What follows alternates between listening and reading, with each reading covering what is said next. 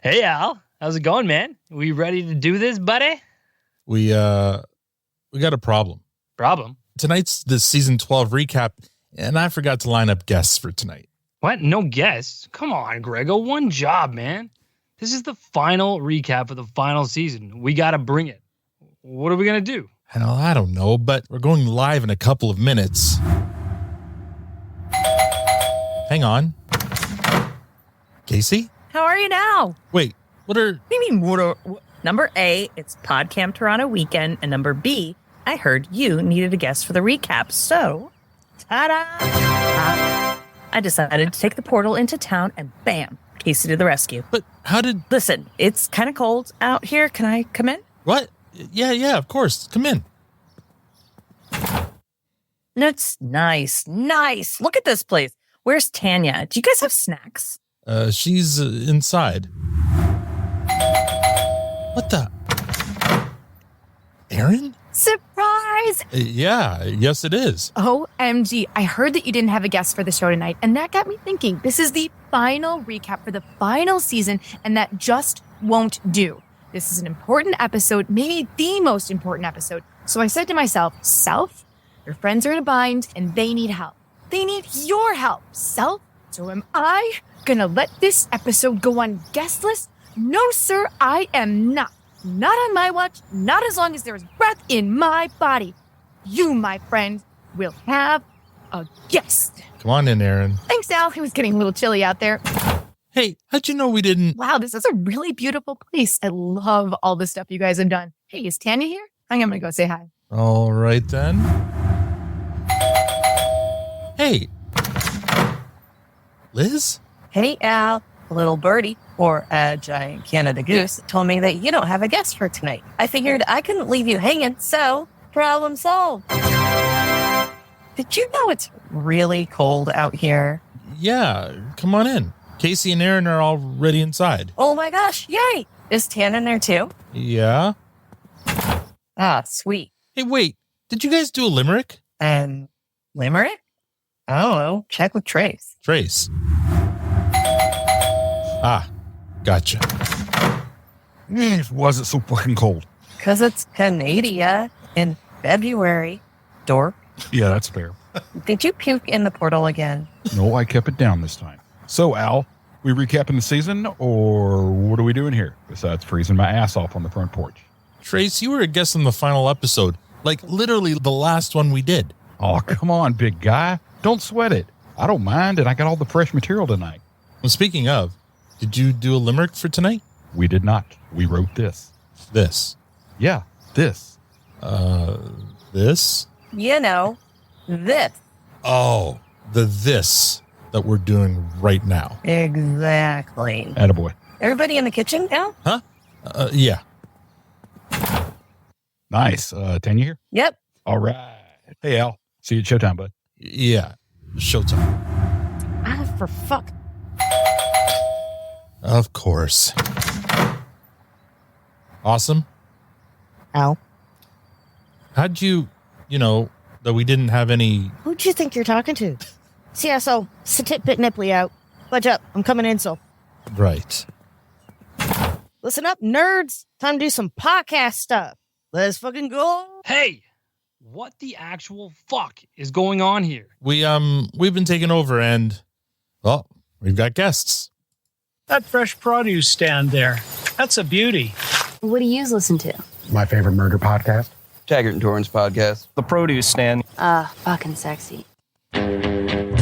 It's Thirsty Thursday, and that means we are once again hanging out at the produce stand, a podcast paying tribute to everything in the universe. Those are getting longer and longer every time.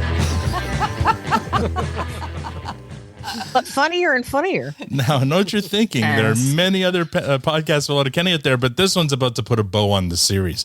I'm Al, your host, and joining me in the room, as always, is lovely Tanya. And online, we have Squirrely Matt and the Vagrant Victor. And joining us this week, they're a group that needs no introduction, so I won't bother. But also joining us tonight, he's a Buffalo boy, a Sabres, Yankees, and Broncos fan living in Florida. Please join me in making some noise for Tom and the TPS Takeover Team. Wondrous! Oh my god! Oh my god! Oh my god! Wait!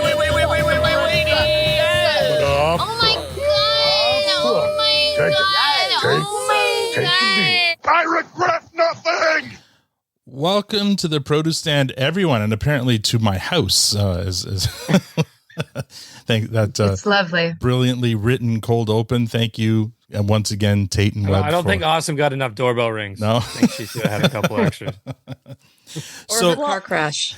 Yeah, where's my car crash noise? Come on, man. Sorry, I tried. I was rushing this afternoon getting that one together. But before we get any further, I just want to say, I mean, normally for these recaps, we have Dean and TR on. Unfortunately, those two, they're so busy these days. TR is teaching again, and Dean's like taking classes and doing voiceovers. And anyway, it was impossible to schedule them. So sadly, and for the first time in 12 seasons, we weren't able to get them on for a recap episode. I'm hoping we'll get them on for a recap episode later, but I didn't want to let season 12 go too long without getting together and putting a bow on it. So, and the reason Tom's here is early on, I promised him he'd get an episode in season 12, and then I completely forgot about the promise I made to him and scheduled everyone else. And then he's like, "What the fuck, Al?" So I'm like, you know what? You can join Dean and Tiara in the recap episode. So welcome, Tom. And 12 other people. And 12 other people. But that wasn't the plan. Well, you know what? Earlier on. It takes this many people to fill Dean and Tiara's shoes. Exactly. 100%. We miss them dearly, and we hope to have them on again eventually. But their lives are just really busy now. So maybe when school's out, maybe we can get them on. But Tom, I mean, everyone else has already been on, and I know you've been on like ag halls in the past, Tom. But welcome to the produce stand. Thank you. I'm glad to be here. We're happy to have you. You're in Florida. Yes, I am. Tampa, Florida. Now, so it must be really nice and warm down there right now. It's the opposite up here. It's in American degrees, it's 55. I don't know what that is in socialism. Okay, that's downright like 16. cool. Yeah. Okay. It's not too far. It was 9 today here. So yeah, true enough. It's been relatively chilly here lately, but you know, for you guys, it'd probably be comfortable with shorts weather. Oh, absolutely. We'd be in the pool, no problem. Yeah, exactly. Yeah, I was short sleeved. I was short sleeved today at 9. So I'm wearing shorts right now. I got the heat on. Show us or it doesn't count. So quick Stand up, Victor. Quick boilerplate questions, Tom. When did you discover Letterkenny? 2019. 2019? Yeah. Gonna elaborate on that, Haas, or My youngest daughter came home from school and was like, "Hey, Dad, there's this funny Canadian show on Hulu. It's called Letterkenny, and it's about hockey." So we decided to start watching it, and then I binged. I think it was the first 4 or 5 seasons at that point, and it was just I loved it. But my wife had the same reaction Tanya had when she came walking in. She goes, "What the fuck is this stupid shit?" Did you ever convert her though? I have not. No. But she does quote Shorzy and she does quote Letterkenny quite often. Oh, okay. Well, there you go. Smart So lady. just by osmosis. Yes. see, all you had to do is start a podcast and make her go on it, and then she becomes a fan after 3 years. It's that easy. So Proven formula. you're originally from Buffalo, so I mean you probably are pretty familiar with Southern Ontario and some of the isms that are mentioned on the show. Was it did it make you feel a bit like homesick watching it or no? It made me feel I guess it made me feel like I was home. Right. Yeah. Being basically Southern Canadian. Yeah. Being from Buffalo. Mm-hmm. We'll claim you. And when did you discover this podcast? 2021. I think I retweeted something and you guys liked it and then started following me. And then I was like, hey, I got to check you guys out. And I listened to an episode from season 8. And then I just went back and listened, starting with the Do Not Listen episode. So you disobeyed orders. That advice. Yeah, no one ever follows that. All right. Well, thank you so much for joining us today. We're going to do a quick around the table with how are you now? Tonight's lineup is going to be myself, Tanya, Matt, Victor, then Tom, and the Takeover team. This week, it's a blur. I don't even know what to talk about. We had a long weekend. Yeah, we had a long weekend. We had Family Day weekend. So that's right. So we could talk about that. And we, It was Family Day weekend for those who are not in Ontario, because it's not even a national thing. Only certain provinces have Family Day weekend, which is just an excuse to have a long weekend in February. We had family over, so government mandated familial cohabitation. They came to visit us from out near where Cassie's from. And spent the weekend. And we had some fun. The kids loved playing with their cousins, and we what did we do? We went to played video games, and they went to Dave and Buster's, and the girls went to a spa and got pampered and stuff. It was a good weekend. And there's not much else to kind of talk about, I don't think, other than that. So we'll move on to Tanya. What did you do? Almost took out the whole thing because you got sick and you just went for gold on that. You went from a sinus infection. I'm so sick of being sick. This house. You had double pink eye, so it was like it was. If you're gonna do it right, I guess. Anyway, I'm all better now. Yeah.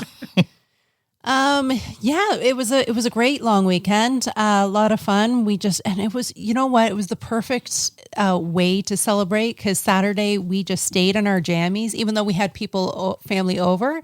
We had a jammy day, and everyone just got to play, games and have food and just relax and go nowhere and do nothing. And it was wonderful. So it was a great way to have people over and really just kind of relax with each other instead of, the regular go here, go there, make this, make that. So it was fun. Which will be this coming weekend, because this weekend is going to be so much fun. Because I'm going to be at PodCamp, which is a podcasting, and I'm sure we'll hear about it from Casey later too. But it's a podcast convention happening in Toronto over the weekend. So it's not a convention. It's a non-conventional convention. An unconventional convention. This debate, just saying. Yes. So Matt. And we're going for, I have to say though, we're also going for stand-up comedy on Saturday. Oh, right. Yes. Saturday. And we're seeing a special someone. Are you performing or are you? No. Oh. I don't know. We're going to watch a show. People join improv clubs. I can say I'm doing stand-up comedy. We're going to go watch a stand-up comedy show. Yep. All right. Matt, I saw that you were maybe taking in some of the snow action this week. I did? Didn't you post see some that? snowboarding pictures on that was a 2 years ago post. 2 years ago post. I was going to say, where was the snow? The snow's gone. Thanks for paying attention there, So bud. confused. I was a little confused. Yeah. Aside from not taking in the snow, my week was fine. We got our new car, so that all worked out fantastically. Pretty excited about that. We love it. It literally has new car smell. The thing's 5 years old and has new car smell. It was a steal of a deal, and we are thrilled with it. So much that we don't even want to drive it. Probably so the first stolen. Few days we parked it in the garage, and we're like, we should just leave it here because it looks good. And as soon as we take it out into the city, something stupid's going to happen, and it's gonna So we're trying not to drive it, so it's become a nice ornament in our driveway. You're just going to stress out until you get that first scratch or dent. So get it out of the way. Get it over with. Yeah, just put some bird seed on top and have the bird shit on it straight away, and then you'll be over that real quick. Yeah. Well, we're getting ready. I've already installed a roof rack on it, so that's ready to go. I've ordered the WeatherTech floor liners for the inside of the car. Oh, you're checking it out, are you? Okay. Oh yeah, the thing is like brand fucking new, man. Yeah. We're like, we can't let the little monsters in there and ruin it already. So we're this week on Pimp My Ride. Yeah, this is. Well, more like edition. Grandma My Ride. Yeah, you're just putting Dad My edition.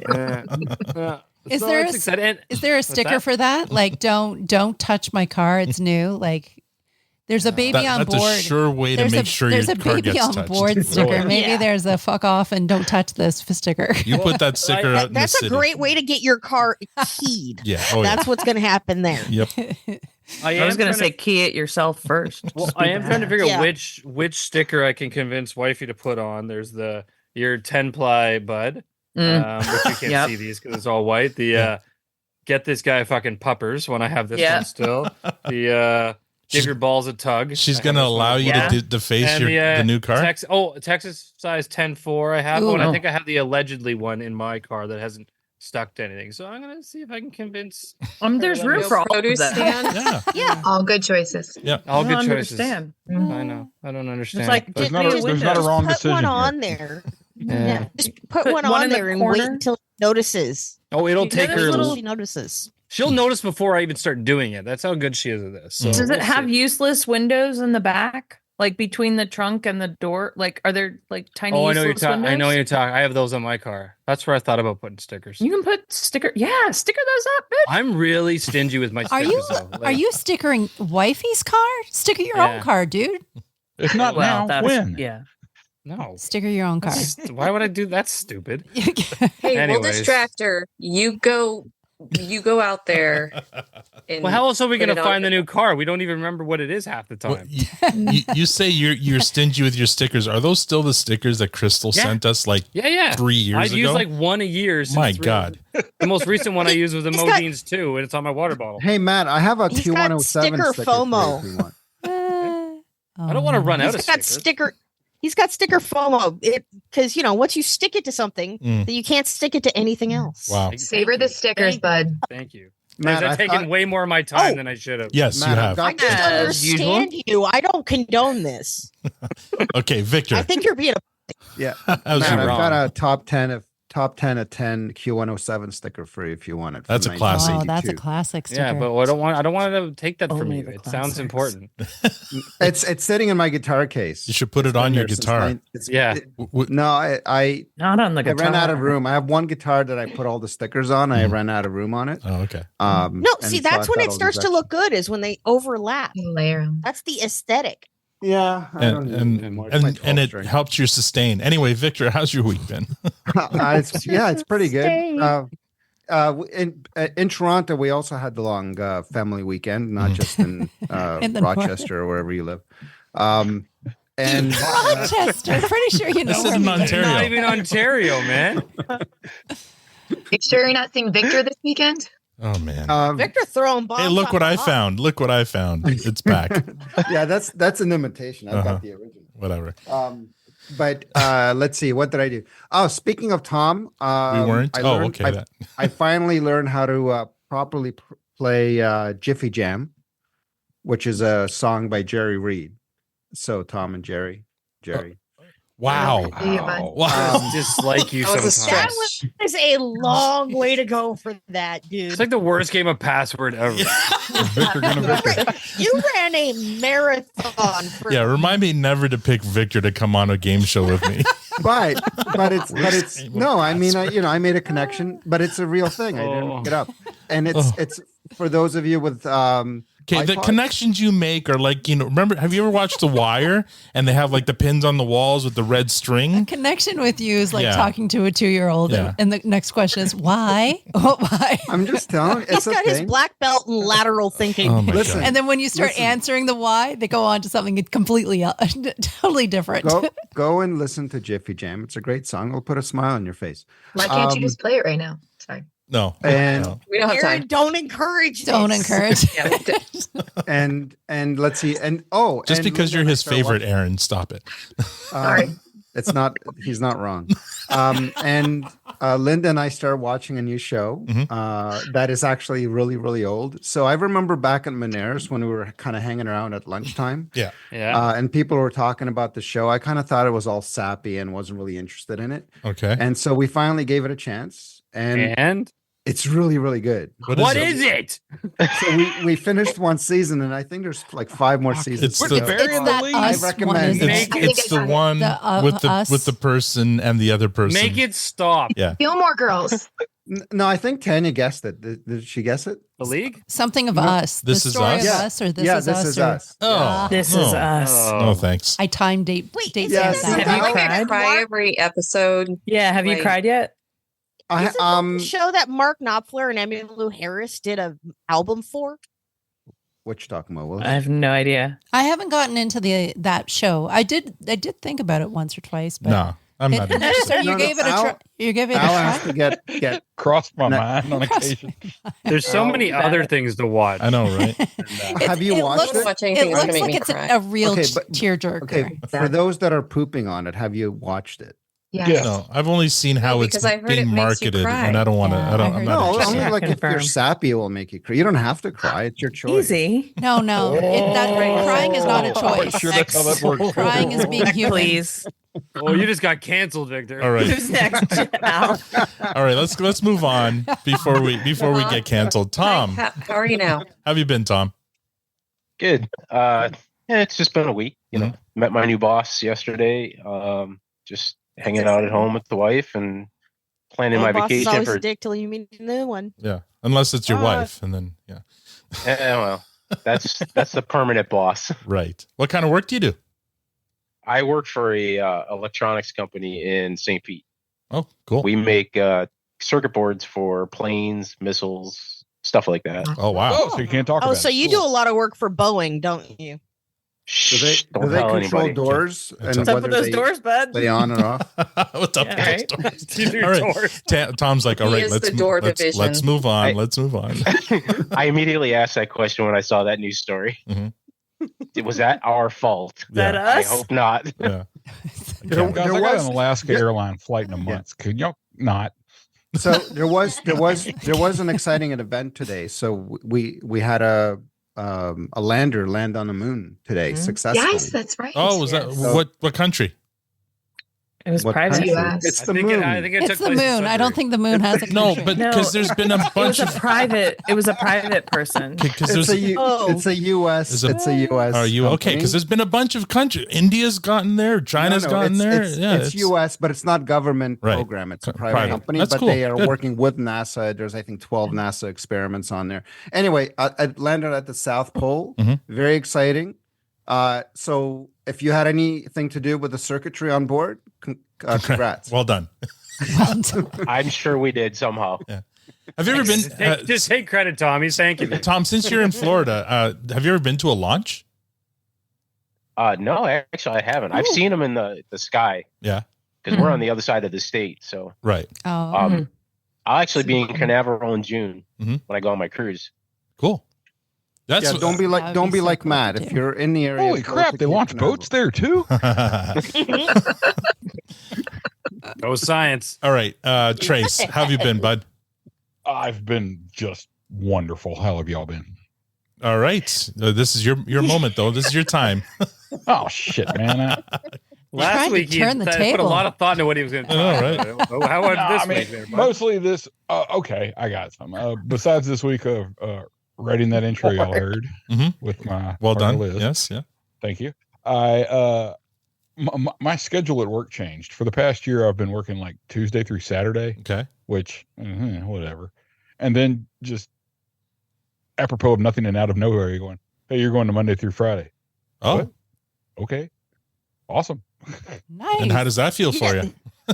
Have you Well, done it yet? I mean, the weirdest part about it is just, I still Tuesday through Saturday, you still get 2 days off. Yeah. And all that stuff. And then you have a weekend, but you never quit feeling disconnected from the rest of the world. Sure. But your Monday though is pretty like you can go places and it's Oh my not crowded, God. right? I mean, that was the one upside. Yeah. Working the Saturday was horrible, but the Monday was like, got a doctor's appointment? Monday. Yeah, You exactly. got to go to the bank? Monday. Yeah. It's Cool. pretty cool, but All right. I like Monday through Friday, and I'm glad to be back on it. Welcome to the world of Monday to Friday. Thanks, guys. I'd rather do Sunday to Thursday. That Right. would be choice. There you go. Sunday to Thursday. that is a shift at my place, and the guys that have it love it. Well. Hmm. Casey, have you been? Good. And you? Not so bad. Anything interesting or exciting happening to you anytime soon? This past week? No, not really. Okay. Nothing. All right. Well, Nothing just, really. we'll move on to Aaron then. I thought this was how are you now? It's This is- it's been normal. It's been a normal week. Had some advancements at work. I have some projects that are moving forward, namely the work podcast. Oh, I'm fun. getting to do some professional development this weekend. Sweet. Because of it. Nice. Yeah. I'm you gonna going to elaborate on pod camp. Yeah, I'm going to pod camp. You bring your friends. You're such a Yeah. doer. Then after this, it's Gonna gonna be awesome. Casey and I are gonna be like, and one time at pod camp. Uh-huh. Oh my god. And she just had a recorder in her hand, just for the record. Oh, I'm so sending you with the recorder. As Casey pulls out a recorder. Very cool. Looking forward to seeing you. And the live stream goes wild. You'll no one cares. you'll be arriving Friday night, right?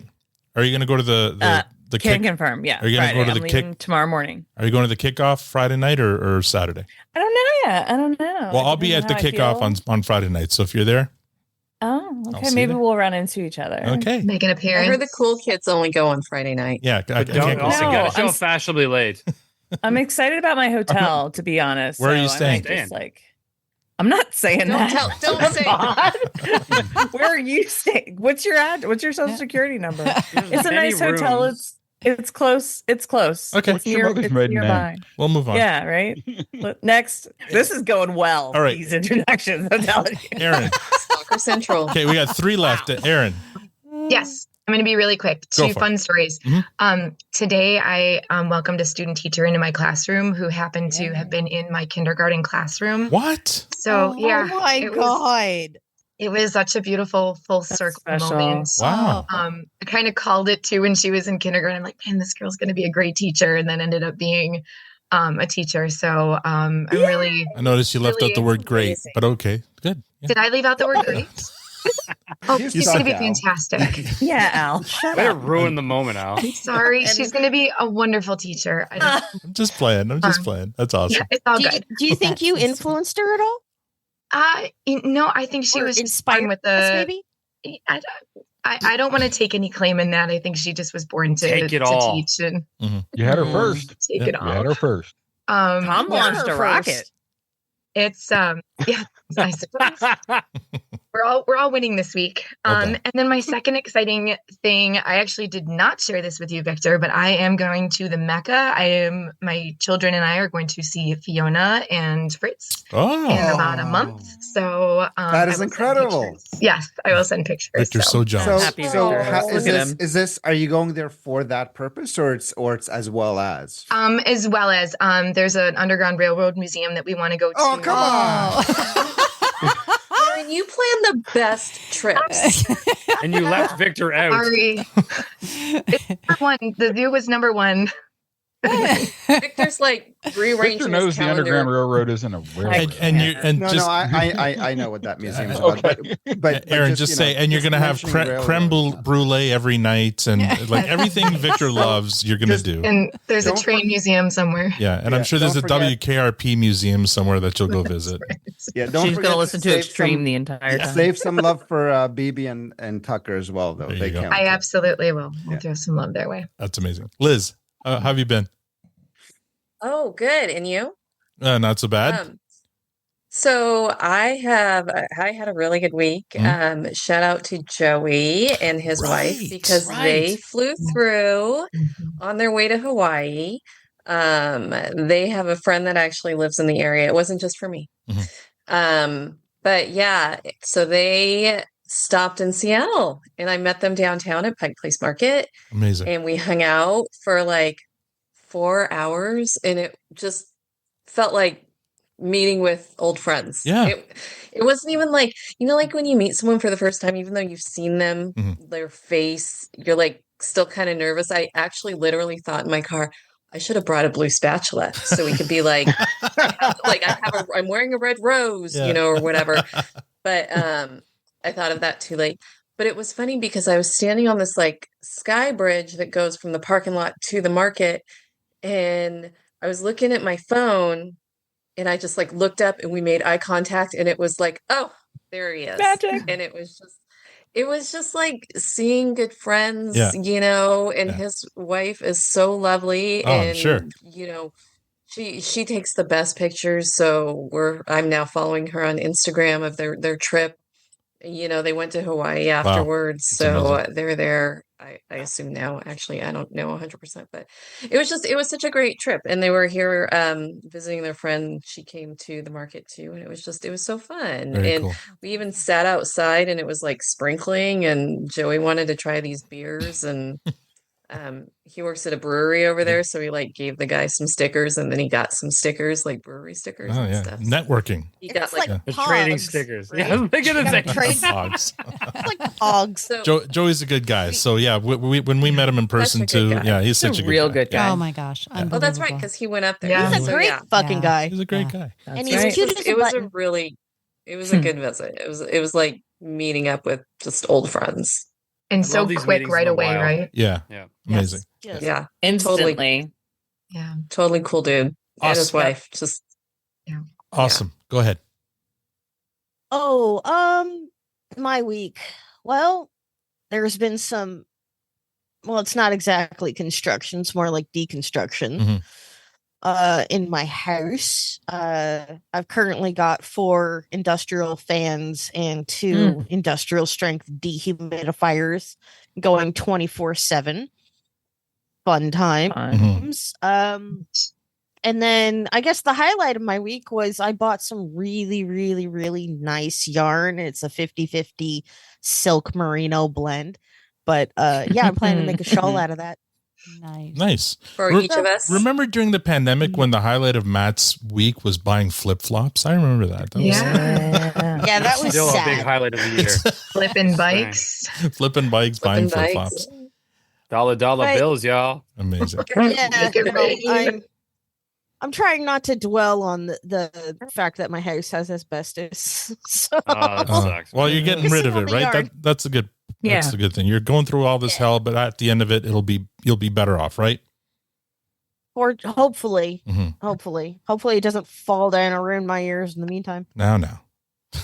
Stay positive. All right, let's get this rig rolling. Here we go. Previously on Letterkenny. Last week, we had the week off, but the week before, we recapped and reviewed the Letterkenny finale Over and Out. That episode was a unicorn, receiving fresh ratings from across our panel, including our guest, Trace. According to Twitter, 79.6% of you agreed the episode was a fresh, and 20.4% gave it a clearance. No composts were given, and rightfully so. This week, we recap and review the entire season 12 with our friends Tom and the TPS team. Tom, have you done your homework? I copied off of Matt. Did you? oh man, That's a mistake. Yeah, that's a big mistake. Trace, you have forgot. You You forgot one thing. You said we didn't do anything last week, but we interviewed the amazing. You're right. We did. Yeah, we did interview Camila. Was that last week? Heard that? Yeah, that was great. Yeah, that was fun. I'm holding you accountable, man. That's what we did. You're right. It was a great interview. If you haven't listened to it yet, she was such a blast. So. Yeah, and literally, she's a queen. Yeah, you can continue now. Thank you. Let's see here. Everyone's done their homework. Let's skip past that. So let's go to episode 1, live at Modine's. Our guest for that one was awesome.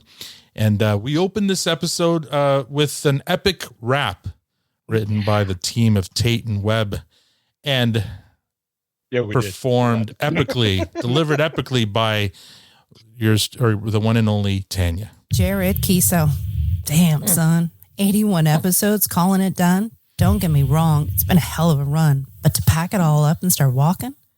Now, before anybody starts the complaining, think they know better, get to explaining. Know that I get it, I hear what you're saying, but no, baby, shh. Mama's talking. What's that, cupcake? Hard to be funny? Shorzy got you, Downy? Don't sweat it, honey. We know you too damn busy counting your money. What's that, baby? You like a limerick? Jared Kiso, you's my favorite hick. You hotter than hell, and I guess you can tell I'm a little preoccupied with the dick.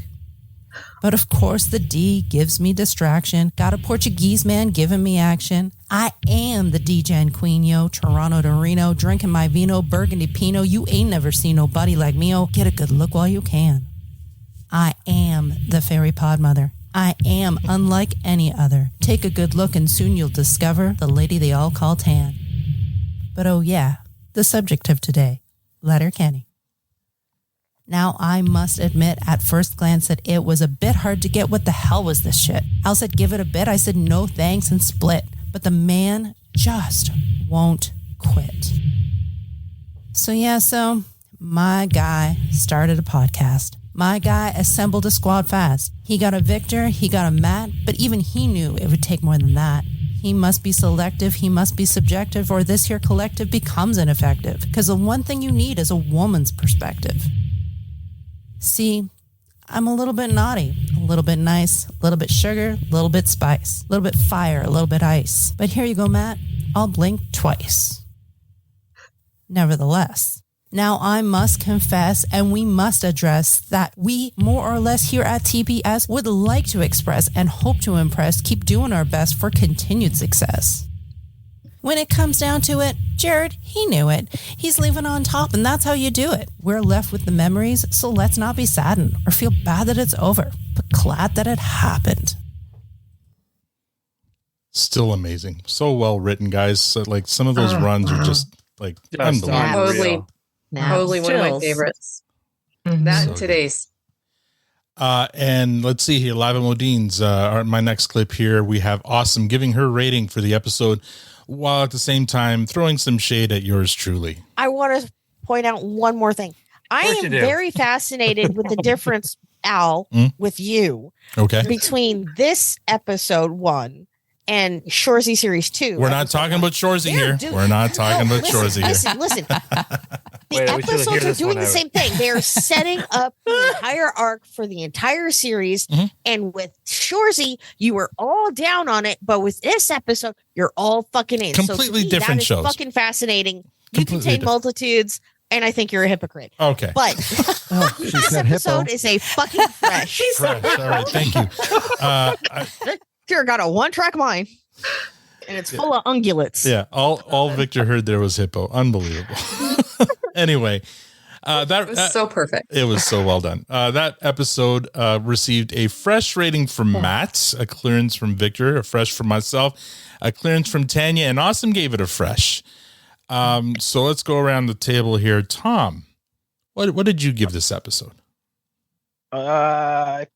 Let me look at my notes here. Yeah, make sure you get your low fresh. A low fresh. Low fresh. Yeah. All right. So you didn't mind the dairy roast in this one. That was a little harsh, but he should be used to it, and it looked like it hurt. Yeah. Well, the more you know somebody, the deeper you can cut for sure. So and it started early in the episode. Trace, what about you? I gave it. I like low fresh. Yeah. It was good, and in the sense that they came back and they did a good one. The Katie stuff I realized was basically it had to set up the rest of the season, so I was okay with that. It was fine. Okay, Casey. My first notes say I hated this episode. Right. But it was a low fresh. Really? Even though you hated it.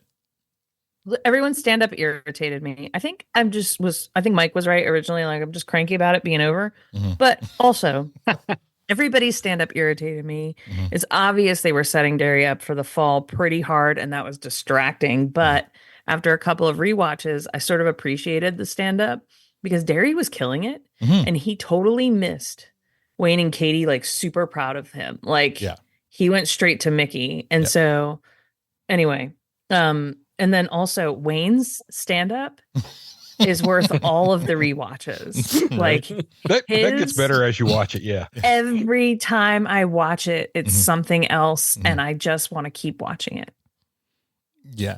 Who was it? Was it Olivia or Ali who said that the way they had originally wrote it, there was a lot more awkward silence, but they cut it. They cut it to have the 2 minutes later. But I wonder how different it would have been if they'd kind of left the awkwardness in there. I don't know. Maybe it wouldn't have been as much Letterkenny though, because Letterkenny's would have been very squirmy. Yeah.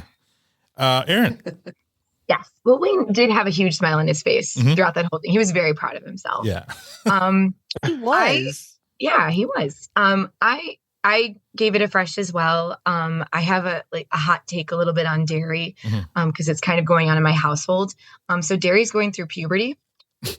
He's going through those like changes, and you're not sure who your friends are, and everybody's kind of doing their own thing, and you need your own thing. So he found that in Mick, and so that's kind of interesting where I feel like his arc went through the season. Okay.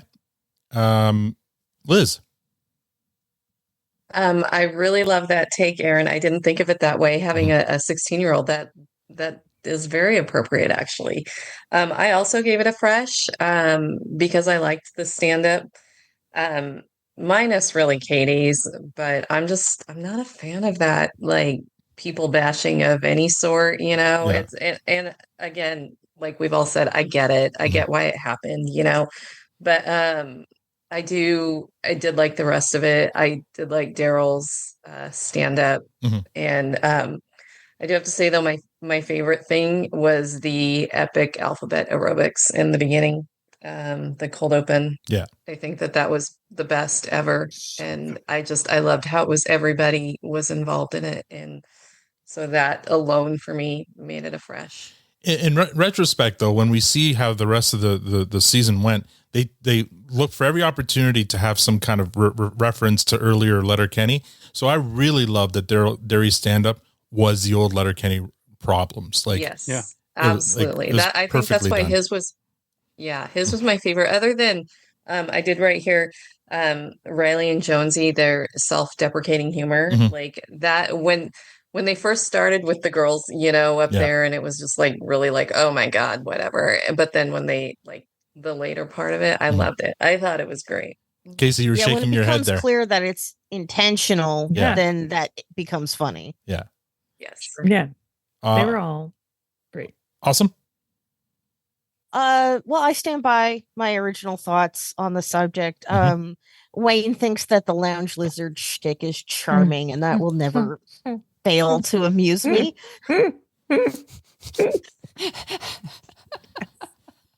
Apparently doesn't fail to amuse Casey either. It's so good. It's so good. I love like it. he thinks he's smooth with it, and he is the most awkward fucker in the room. Yeah, all he needed was to finish off with saying, thank you, try the veal. But he does say tip your waitress, but not in this episode. All right. Sorry. Yeah, go that's ahead. it. Okay. No, go ahead. Our scientific Twitter poll gave 69.6% gave this a fresh, 26.7 gave that's appropriate a clearance, and 3.7 gave a compost. I think we're going to find that Twitter for this season was well below any other season in terms of the freshes given, but still fresh overtook clearance. In terms of the MVPs, Matt gave it to Mick. It was the beginning of Matt's love affair with that character. Victor gave it to Stuart because he loved the way Stuart kept on asking, when did the jokes start? Because he agreed with Stuart. I gave it to Alex and Olive because I thought it was great to see them after we saw them, doing their live stand-up. It was cool to see them on screen. Tanya gave it to Riley and Jonesy for the self-deprecating humor, and Awesome gave it to Katie. Tom, we start with you. Who would you give the MVP to? Oh, it's hands down Alex and Olive. All right. Are you going to be able to see them live, or have you seen, are there any opportunities to see them where you are? They're in, I believe, Orlando. Oh yeah. Yeah. I don't think I was able to get tickets. No. Trace, what about you? MVP? I'm with Matt. I'm going with Mr. Gibraltar there. Yeah. I mean, he comes on like a freaking tornado, and it just kicks everything into gear for the season. I mean, is he the most likable character? No, but he's critical. Yeah, and I mean he came in to this established critical mass, more like, and to this established cast, and I thought he held his own throughout. He did exactly what was expected of him in this season. Exactly. Casey, how about you? Wayne's grin. Wayne's grin during his stand-up. Okay. Yes. His little self-satisfied little smirk there. It's the way that he wears it along with everything else. It's like Rico Suave Wayne, and we don't get to see that guy a lot. But he's really awkward. Well put. It's the autism, babes. Yeah. Whatever. It works. Aaron. I was going to give it to Mick because he was friendly and gave Derry what he needed. But on the second viewing of it, I just noticed that he gave Derry drinks that were not from a bartender, and I can't give that an MVP. So I'm going to say Riley and Jonesy for there. All right, you're with Tanya on this one. Riley and Jonesy. All right. Liz? I actually had Riley and Jonesy written down at first, but then I decided that I'm going to give it to all the funny guys because is it Alex and Olive? Alex and Olive, yep. Yeah, because they kept saying, the funny guys, and I love a funny guy, and that's why I love all you guys. So, all but the I do. funny guys. I love funny guys. I love watching stand up, and it was just I give it to the funny guys. All right, I awesome. feel like that compliment could cut both ways. Yeah. Oh, No, you already I'm gave yours, with didn't Katie. you? Yeah, you stuck Yeah. with Katie. Yeah. I'm sticking with Katie. All right, let's move on to episode 2, Sun Darts. Our guest for that one was our buddy Zach. Let's listen to that cold open. Okay, Matt, you ready to record the intro? Yes, sir. Opening the file now. This is gonna be... What the actual fuck is going on here? What? What could possibly be wrong? This! It's a damn limerick. Okay, what's wrong? Is it the weird rhymes thing again? No, it's just a limerick. Okay, they write one for every episode. Did you even listen last week? They wrote that whole rap thing for Tan, and everybody's falling over themselves saying how amazing she was. Yeah, so? Well, maybe I want to rap too. Where's my rap, Al? Matt, it was like an homage to Katie's rap Cold Open. That's why Tan did it. Whose side are you on? I'm on the side that records the intro so we can start the show. See, I know what's up. He's not fooling anyone. What? Come on. He's sandbagging me, Grego. Ooh. Trace obviously doesn't think I can rap. So now you got an axe to grind with Tate and Webb, the nice folks who write our limericks for the low price of free? Oh no, not Liz. Love Liz. Me and Liz, we cool. No, it's Webb I got beef with. I'm putting him on blast. He's trying to take me down. Matt, can we please just do the limerick? Oh, you want me to do a limerick, Al? Okay, Al, okay. I got a limerick for you. Quiet on set. What's that, Trace? You think I can't rap? A Kiso shout out and I'm off your map? Hard to believe I'm up for debate. We need less Webb and a little more Tate. Now, how do you like them apples, chap? You good, bud? I nailed that. I'm going to start the show now. Matt, you're so proud of yourself with that one. That was so much fun. Oh shit! He even let me write the limerick for that. Well, no, he goes, "Hey, we need to write like an intentionally bad limerick," and I felt terrible when he sent it to me, and he goes, something like this, and I go, "No, that's fucking it." If you look up bad limerick in the dictionary, this is what you'll find. It's like nailed it. Yeah, first time. Good job, buddy. Oh man, I don't think we revised it almost at all. I don't know if you should be proud of that, Matt. All right, here we go. Here's Victor giving his rating for this episode.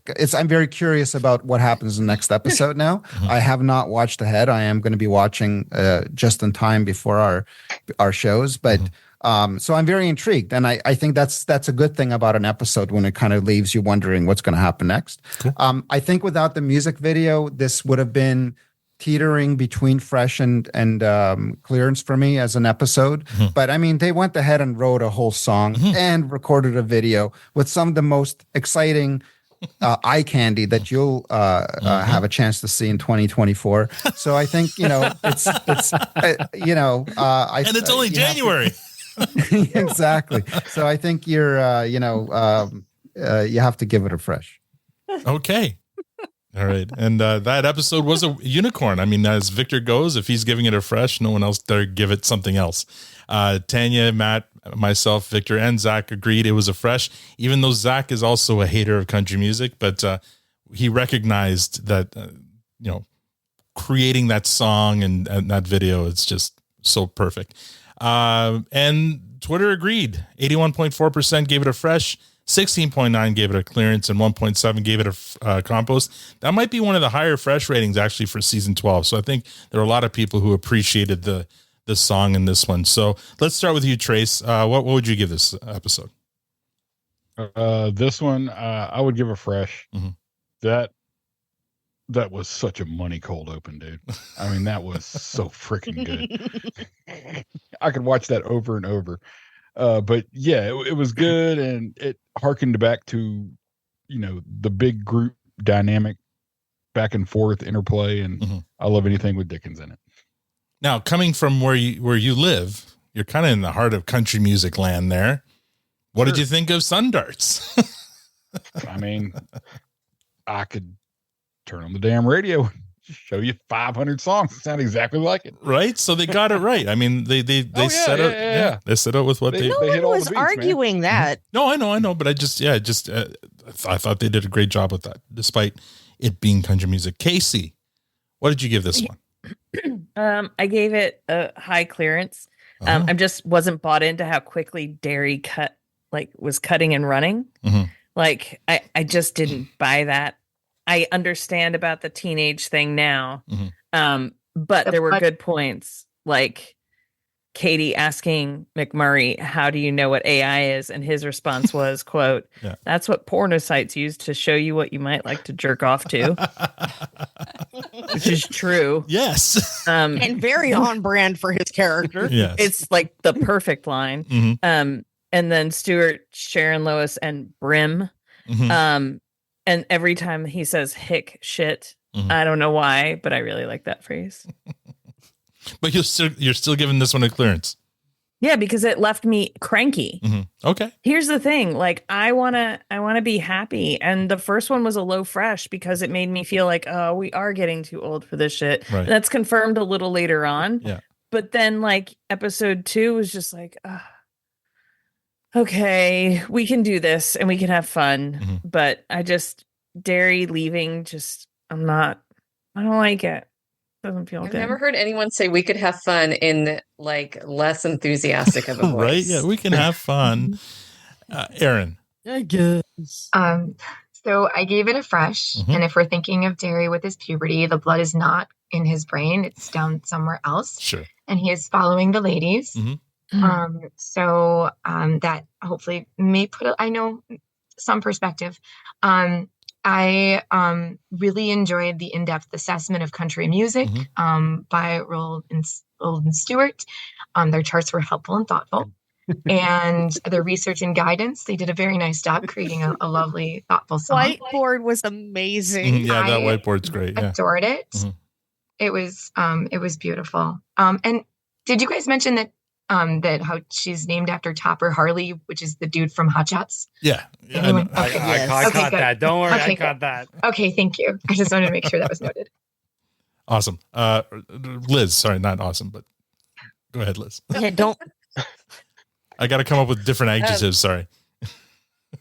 I gave it a fresh also because I did really like the country. I was raised on country. I'm not really a country fan now, but it is definitely the genre that I grew up with. And they did give a shout out to Fishing in the Dark, which to me is the best country song ever. And Tanya agrees, apparently. Yeah, and I do have to say, so my other favorite line ever in this episode was, I don't remember the whole thing with it, but it Polly Darton, when they said Polly Darton and Roald says that was his drag name. I have a fun fact about that. Okay. That's a Trevor Risk joke. I'm not surprised. Yeah. You're not allowed to ask me how I know. Okay. All right. It's good enough to know that you know. So anyways, that was all I wrote down, but yeah. Nice. Fresh. All right. Awesome. Okay, it is my turn now. Just clarifying. Correct. Okay. I give this episode a very high fresh. It is just some classic sitcom hijinks bullshit. Like this whole episode is just a vehicle to dick around and have fun making the music video, which is hilarious. And it's just that part that, that B plot, or that's the A plot really. That's the thing that I enjoy the most about Letterkenny. The B plot with Derry, it is a little weird how quick he goes to just cutting out Wayne and Katie and Dan. But with Aaron's comment about him going through second puberty or whatever, it does make sense. It makes sense. Because, kids, when you're a teenager and you're really pushing the boundaries and discovering who you are, you throw yourself wholeheartedly into things. So with that perspective, I can buy it. Nice. Tom. I gave it a fresh. The Dickens, his line with "Let go, girls" was probably the funniest fucking thing Oh, the whole I fell episode. the fuck out when he said It was that. good. Great. He said it with the deadpan face. I laughed out loud so hard. Yeah. That straight took me back to high school and line dancing. Let's go, girls. There's a Let's radio go, show girls. down here that they play a game called Redneck Bingo, and you we just play list that. out words, and that reminded me of this entire episode. Very cool. All right, and we move on to MVPs. For this one here, Tanya gave it to Diggins for, no doubt, for his performance. Matt gave it to Sundarts, the song. Victor gave it to AI and Bots, the writers of the song. I gave it to the Skids just because I enjoyed the way they broke down, what made up the perfect country song. And Zach gave it to Dickens as well. So, Trace, who do you give your MVP to? Dickens. He commands every freaking scene he's in. Mm-hmm. He's 6'10", dummy. Yeah, that'll do it. That's easy to do. Casey. Sturt. Every time he says, Puppet what was it? master. Hick shit? Yeah. Everything. Hick shit. Hick shit. Shit. He hammers so hard on that cuss sound. Mhm. Shit. Like, It's fucking hell, man. fart book hijinks days, and Yeah. it's cool. Mhm. He's like, he saves the episode for me. Aaron. Stuart enrolled all the way. Great lesson plan. Way to go. All right. Liz. Dickens. Awesome. Dickens is my runner-up. I'm giving it to Jim Cuddy, who is the guy who he actually recorded Sundarts. The legend Nice. from Blue Rodeo. Very good. And Tom. Yep. It's Sundarts. Sundarts. You're with Yeah, Matt it on is. this one. Yeah. All This right. whole conversation makes me want to have a dart right now. So let's keep this rolling. Yeah. I like Awesome in a Hurry. Here we go. Episode 3.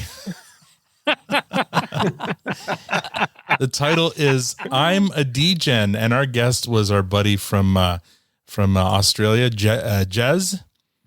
And we have here the hottest new writing team of Wright and Trollinger give Tate and Webb a run for their money with this fire cold open. Things are tense as the episode begins. Now that Derry and the Degens are friends. A new friend and Katie have fun, but could Wayne and Rosie be done? On to Snooters with the Skids in the end. Okay, we'll be there in Letterkenny in an hour or so. Any idea where you want to go or what you want to do? Not really. Let me look up some things to do. Things to do in Letterkenny. Oh, this looks interesting. Oh, are there any good places to eat? There's a 1-star rating here titled Bad Restaurant from a user called Slippy Palin Boy 7. This ribald restaurant has a despicable taste in music. The so-called DJs use an iPod Nano filled with pop star mashups with tawdry puerile lyrics and a simpleton's bass line. They should be playing the latest in underground Nigerian neurofolk. Even Neapolitan funk would be better than the trash played by them. I will not be patronizing this establishment. Okay, then. I'm not even sure what I was supposed to take from that. It sounds like it was written by someone nestled firmly underneath a top hat. Right? Maybe we could try this place, Modine's? From user Karen, 1-star review. Modine's 3 is a very unsanitary establishment. I went to use the bathroom after having a very undercooked mojito chicken breast and greasy fries. There is excrement on the outside of the toilet and on the walls of the stall. On top of it all, the bartender and waiter were making suggestive comments about my husband. I will not be eating here again. Huh. Do you think there's something... Hey, wait, Cassie, wait. There's a reply from the owner to that one. You can just right off. My chicken is the best you'll ever have, and your hubby was making eyes at me the whole night. I was flicking all night from seeing that bear of a man. Post has been edited by moderators due to the graphic nature of the response. Well, that's a thing. And where did those beeps come from? You know what? Never mind. There's got to be somewhere we can go, right? It's a 1 star, 1.5 stars. Dollar store smells like farts. I want to like this place, but I'd give it 0 stars if oh, here we go. 5 stars. Oh, thank goodness. What you got there? The produce stand, 5 stars. This family-owned and run produce stand is everything you'll ever need. Stop in for fresh produce, hearts made with love, or just a chat and a laugh. Every time I come here, it feels just like home. Cassie and Justin Trondger, such a good job. Thank you so much for doing proud that. of him. Yeah. Calling it early. Little Justin's babies. voiceover voice, Yeah. like the way he changed his voice, is my MVP. Oh, okay. Mm-hmm.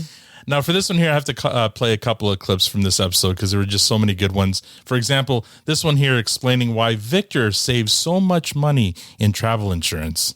Speaking of travel, I need to take a Twitter poll on something that's recently come to light. I want to know what is normal. Is it normal when you're going on? Who does this? I want to know.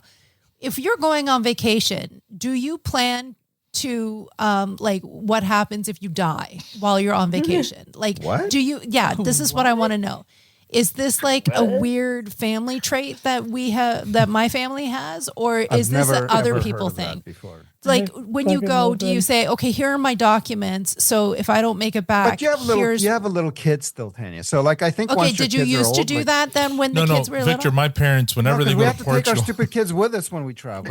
whenever my parents to this day go to Portugal, I always get the phone call the telling rundown me where of- the will is and where the important papers where's are. the important documents? I get it all the time. But I want to know, does everybody do that? Is that like a global thing, or is that just Never like done that. people She with does it. No, high I've never, ever anxiety done it. problems? I'm gone. Figure it out. I'm surprised actually, Victor, because I thought like Soviets were like, doom and gloom. Like you expect to die on every trip, and therefore you're prepared. No, because like Linda believes with all her heart that if there's a plane crash and there's one survivor, it will likely be me.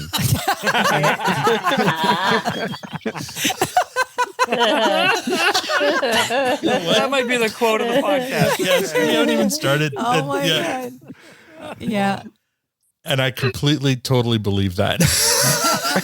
I'm with Linda there. You're right. If somebody's going to survive, it'll be Victor. We should start a sports book on that. Like we should just like start now. Liz, you said that you put your hand up. You said that you totally do that, or your family does that. Well, yeah. And I guess it didn't occur to me that it wasn't a thing until Tanya asked that. And my mom totally did it when she went to Japan last time. And I don't have an actual will, but I did do a little handwritten one when I went to Costa Rica, because all of a sudden I was like, well, holy fuck, like what's going to happen to like my jewelry and stuff? Like clearly it's going to go to my kid at some point, but what happens in between then? And then what about my dog? Like I promised her that I like how you led with your jewelry though. We are living in a material world, Matt. My kid goes to her dad, right? Like Your jewelry since goes we're to your not dog. Yeah, that makes sense. Jewelry goes, yes, because Daisy looks great in platinum. So she's a queen. She deserves it. Such a queen, a snoring queen. But yes. All right. So yeah, we do. Yeah. We do. So there you go. See, it's I not was so going to say, strange. I think it might be a Catholic thing because my Maybe. Irish grandparents did that shit. Yeah. Every time they go on a trip, they'd be like, okay, you're house sitting. Come over here. This is the escritoire. This is where all the important documents are. That was I'm my like, mom. okay. So This is where they are. I'm glad to know But- that that's a normal thing. Because Well, I don't know about normal because I think only 3 out of 12 people here. Hey, fuck you, Al. No, I think it's a generational thing. Yeah, Is possibly. it? Yeah, I don't Yeah. know. It seems Casey, really, really Did you messed do up. a will, Casey, for your trip tomorrow? I really would like to move on from this conversation because I am traveling tomorrow. All right. And Okay, let's listen to the You're second. coming to Canada. You're good. Yeah, let's listen to We're this We're second gonna clip. skip over the fact that Victor just said "fuck them kids," basically. Yeah, he doesn't care. He comes from the give a Soviet fuck Union. about your kids. Sink or swim. If you've ever listened to Victor for 5 minutes, that should not be a surprise. All right, let's listen to the second clip from this one here. This is Matt talking about the cold open from this episode when he comes to an important realization. It was a research project. He needed to know if he was the dick or if boaters were the dick. He went out. Go ahead, Matt. And I understand the concept. Like what you could relate it to anything where something is in tight quarters, right? It's the whole idea is that when you're in tight quarters somewhere in a situation like that, if someone's a dick, you're hooped in. Like you're stuck with that shit, and you just have to play it out. So I can understand the logic. I mean, I've been on lots of boats. Maybe I'm the dick. I don't know. I'm gonna say I was about to say I don't remember any, but it very likely. A boat Damn it. to say. He remembers getting on the boat, but not getting off the boat. He's thrown off the boat. Always a dick on a boat. I love that. Well played, Matt.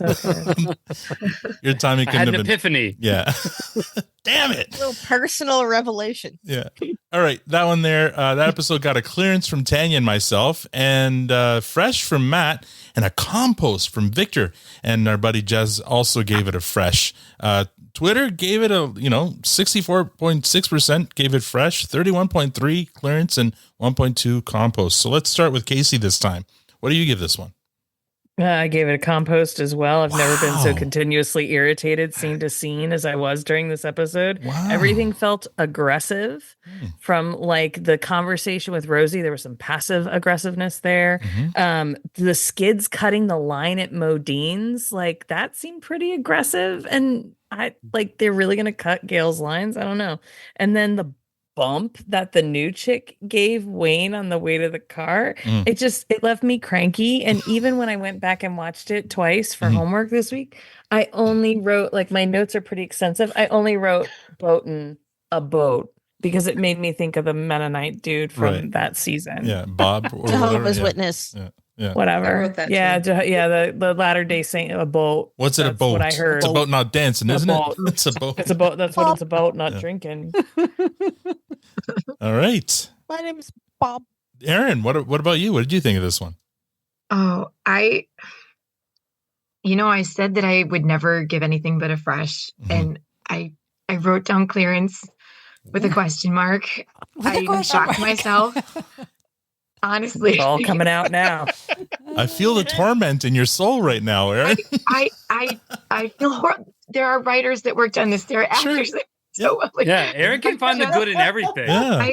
I get it, and people can work their hearts out, but it might just not be to your taste. It's fine. And I only had time to watch. This is the second time I've watched it, and so I feel like it was just a lot of things just didn't go anywhere. It was just the scenes would happen. Like Lily was a great character, and then all of a sudden, boom, we're coming after Wayne. What is this? Sure.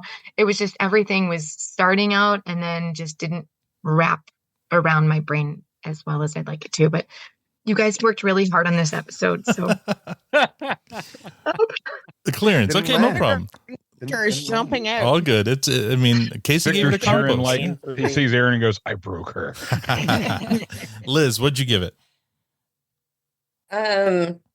I too just really wanted to give it a fresh just because it's the final season, but I actually gave it a clearance, but low clearance. Like I did a little arrow down to compost, like Wow. because I can't say I was as cranky as Casey, but I didn't like Rosie having that conversation on the phone, even if it was on FaceTime. I didn't like the whole thing with I liked the thing with Lily because originally I actually thought that her and Katie were going to be partners in the end. And I thought that was going to be a fun twist on stuff. And the first time I watched, Funny did actually write the whole boating thing with the boat with the Bob, because that was probably one of my favorite Bob. And yeah, so yeah, I'm gonna say a low clearance. All right then. Awesome. Are you there? So, yeah, I'm right here. Okay.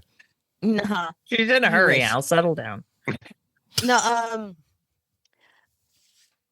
this is the episode where you really start to see like the first bits of Mickey being like a real manipulative shit coming out. And like it's on the line. It's foreshadowing what happens in the next episode. Even though he was creepy before, you could just, some people could write that off and be like, no, he's just awkward, right? But no, he's genuinely creepy and he is genuinely manipulative shit. And this is where it starts getting real and the rubber meets the road. Lily, I actually agree with Casey. Her come on to Wayne was really, really aggressive. And it is so unexpected because I also thought that she and Katie were gonna hook up. Because they had, so much in common, and Great Katie chemistry. likes having they have great chemistry, and Katie likes having stuff in common with her partners. That seemed where that was where what that was going. And also, I've been saying for like 12 series, let Katie date a woman. If she's bi, let her act bi, like, not that defines her or anything, but you know just hooking up with women and then only dating dudes, kind of. So, my rating is a clearance. Wow. What? Really? Stop the show. I wish Yeah. we could have screenshot Alan Tanya's This is the faces realist. right there. Whoa. This is the realist of the real, y'all. You're getting the hippo from Victor too. Yeah. We're breaking all Thank kinds God of we're Is laws. that your recording this first? Is shit. that your like one and only ever never is. giving anything but a frat? Wow. You're right, Historic. Casey. I am recording this, so I think our patrons are going to see our reaction to Awesome's clearance. Historic. Amazing. Wow. Like, write that time Like- down. Damn. Sorry, guys. Wow. All right. Yeah. No, it just there wasn't anything really Mhm.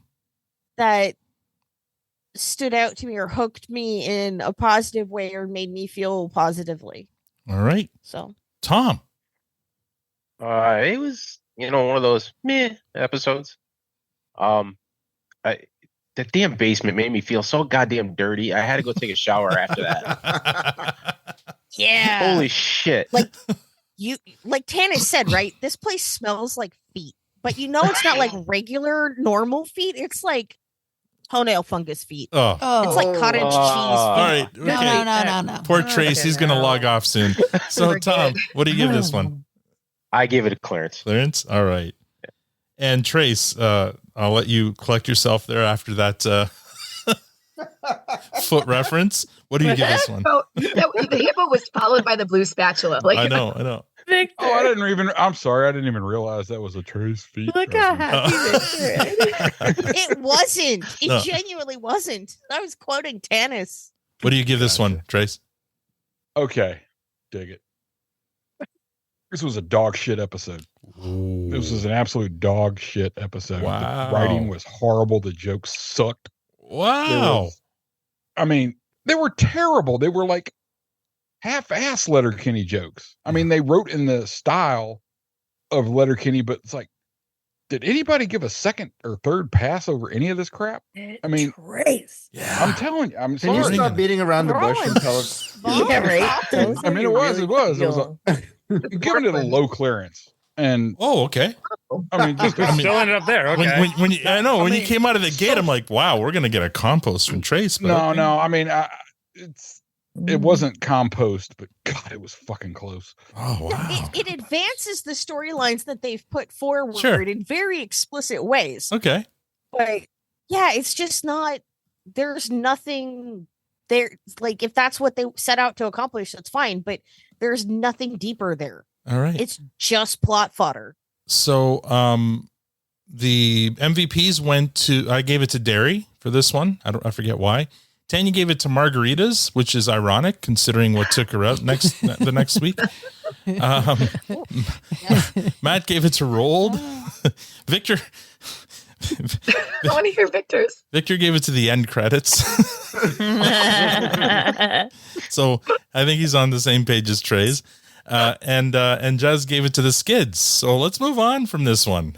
This one seems to be. We're not going to ask for MVPs. I guess we should. Casey, we're just going to move on. Do we Just going to sweep this one under the rug. Yeah, MVP. Case, what do you give it to? Sorry, A boat. A boat. A boat. She's giving it to that JW lad. All right, Aaron, how about you? I gave it to Gail. She had some funny lines. Gail, she found a silver lining there. Thank you, Liz. I gave it to the puppies because there was puppies in the cold open, and I'm going to miss the puppies. And then also the pit bull that Rosie shows Wayne when she's trying to convince him to move to Vancouver because I did rescue a pit bull, and so they have my There you go. Nice. So, the puppies. It All was the a puppies. very cute pit bull. What's his name? Tank? Yeah. Awesome. I think she just called him shithead. Yeah. I agree with Victor, but I'm also standing by my earlier statement. The MVP of this episode was Justin Trollinger's voiceover. Trollinger. Yeah. Ollie's VO. Okay, Tom? Tanis. Tanis. Okay. Fair. Tanis That's stole very that scene. fair. I Fair. think we all overlooked that. No, that's very fair. Mm. Can I amend my answer? You want to Tanis. change yours to Tanis? Okay. Yeah, because Trollinger's voiceover was the MVP of the podcast episode for but sure. not of the Letterkenny. But- Yeah, sounds good. Yeah, exactly. Trace. The one redeeming scene in this whole thing, and probably the thing that kept it from being compost, was Roland Stewart and Connor Darren as well. But that was good. Okay. Everything else around it is like, it's like Stewart and Roland willed that to be moderately watchable. All right, then. Let's move on to episode 4, Snooters. And our guest for that one was Sarah, a.k.a. Molasses. Amazing. And don't say we don't take big swings on this podcast, because this high concept cold open could have been a shit show. Could have been a shit show. And depending on who you ask, it might have been. I personally loved it. Here we go.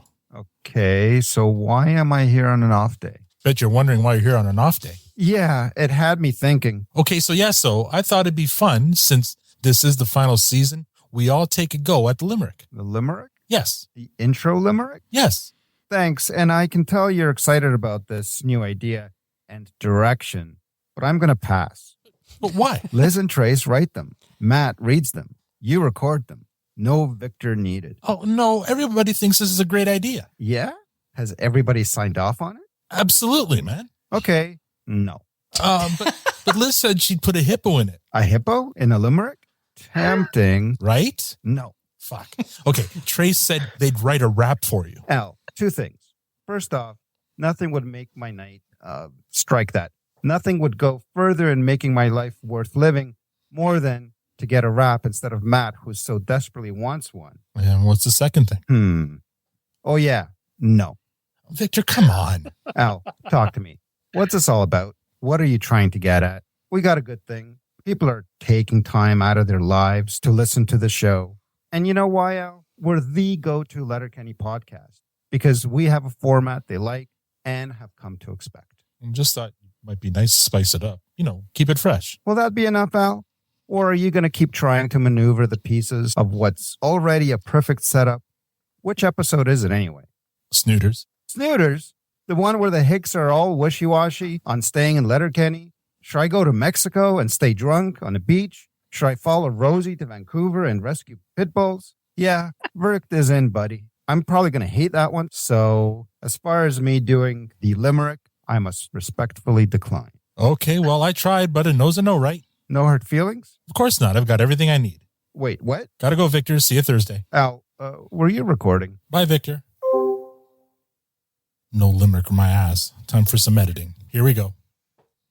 I night at Snooters has everybody thinking about the direction their lives are taking. Will the Hicks maneuver to Mexico or Vancouver? Or is life in Letterkenny worth making? Nailed it. Did you know? It's so perfect. Sounds like a speaking spell. Yeah. Doing the Chris Evans boob grab because he can't contain himself. This is too much. This is too much. That's my first time hearing that. So proud of that one. Yeah, Victor. That's so good.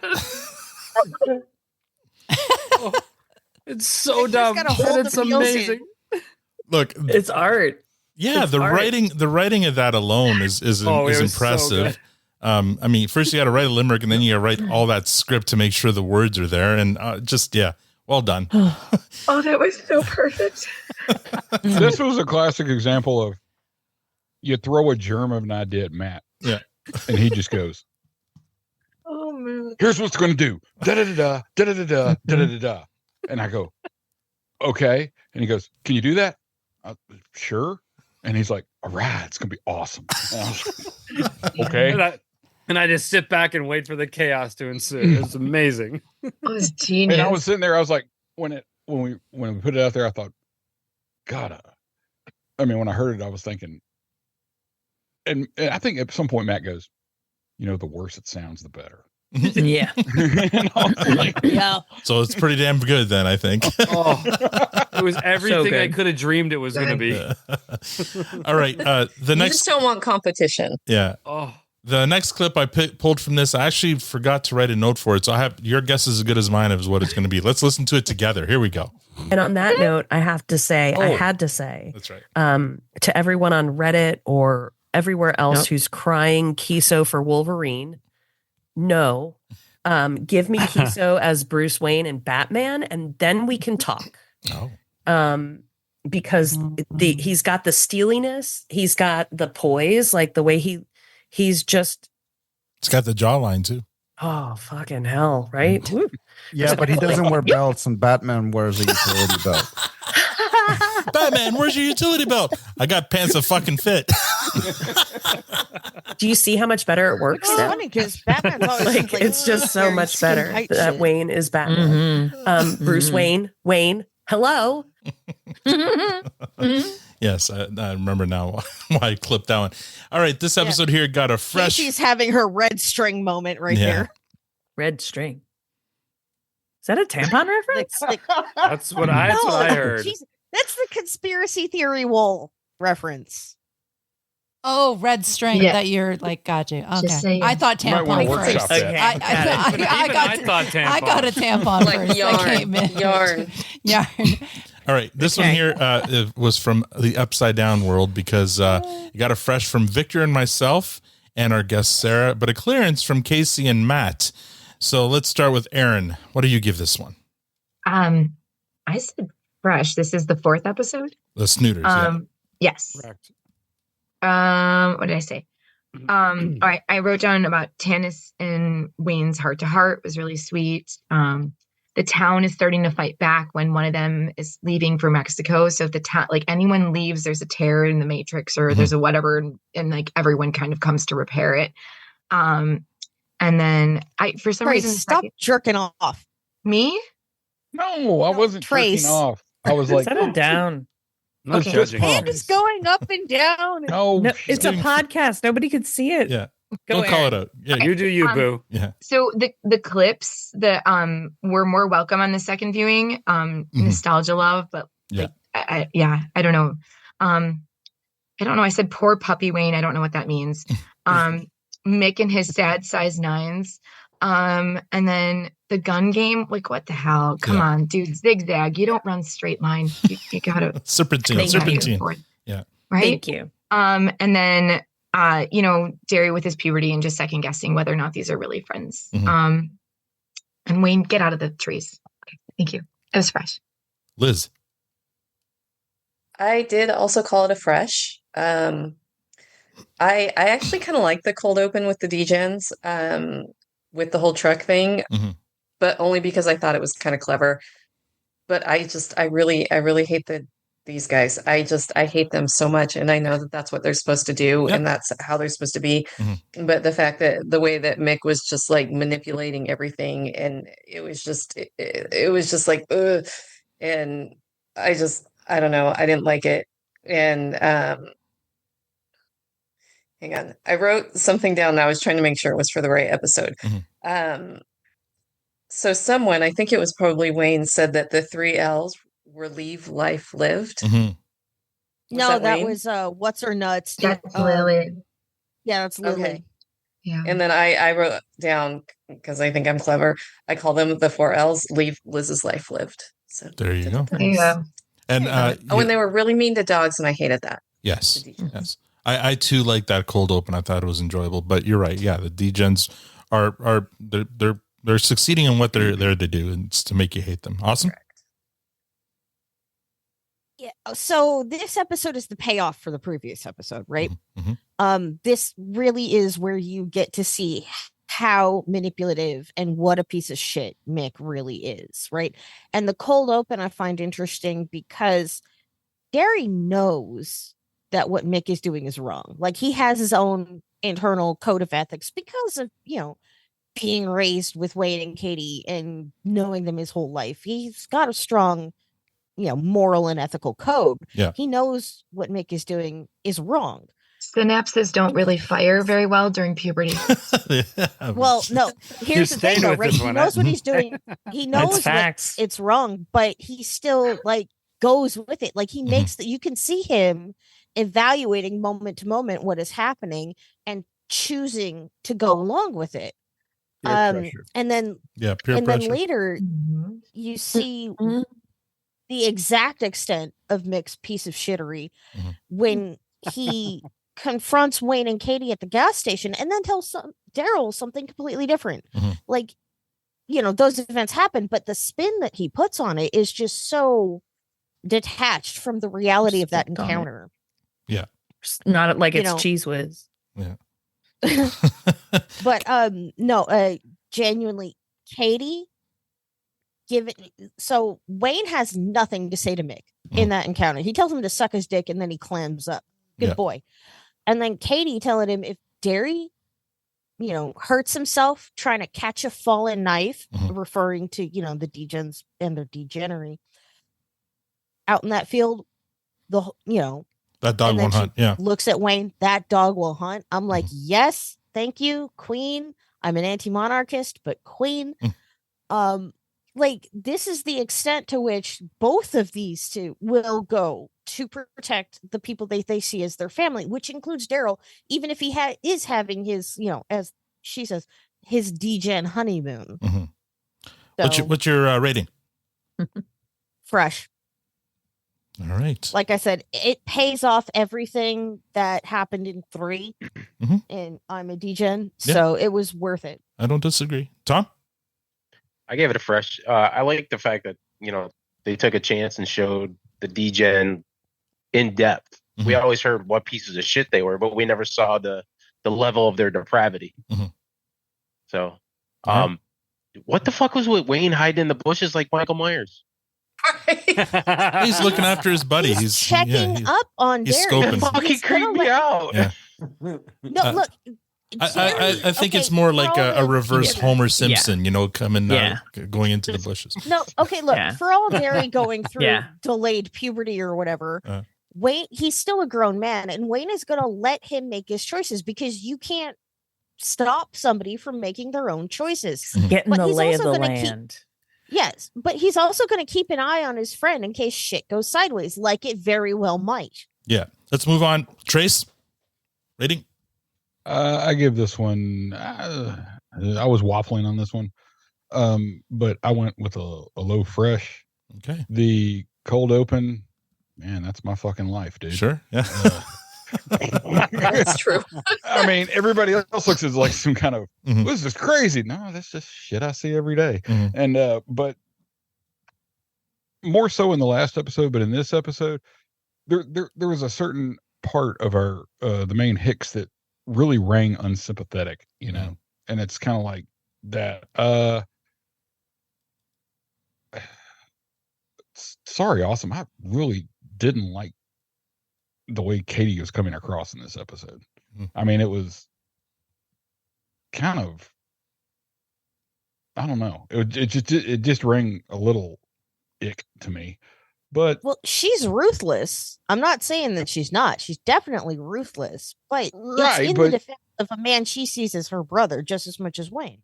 Maybe, but more than any other time, and I've heard other people say that, man, it's easy to talk shit with Wayne on your back, man. I mean, it's not like Katie doesn't stand up for herself or for people she considers friends. And again, yeah, man, it's easy to talk shit to anybody when you got the toughest guy as Letterkenny as your brother. Yeah. And I mean, it's just a little, I mean, should she have just taken the tack that Wayne did? But I don't know. But otherwise, I thought it was good. And the shots alone, as far as cinematography and stuff, that got me over the hump on that one. All right, Casey. I said what I said the first time around, didn't I? Compost. Did I compost this one, or No, did I clearance this this is one? Snooters. What were you? Sorry, this you gave it a clearance. You gave it a clearance. Sorry, I forgot. I gave it a clearance. Yeah, you were in this episode. Never mind. Okay, Yep. gotcha. Sounds Perfect. like she Thanks, changed her though. vote. Yeah, thanks. Victor, or sorry, let's see here. In this one here, Victor gave the MVP to Radass.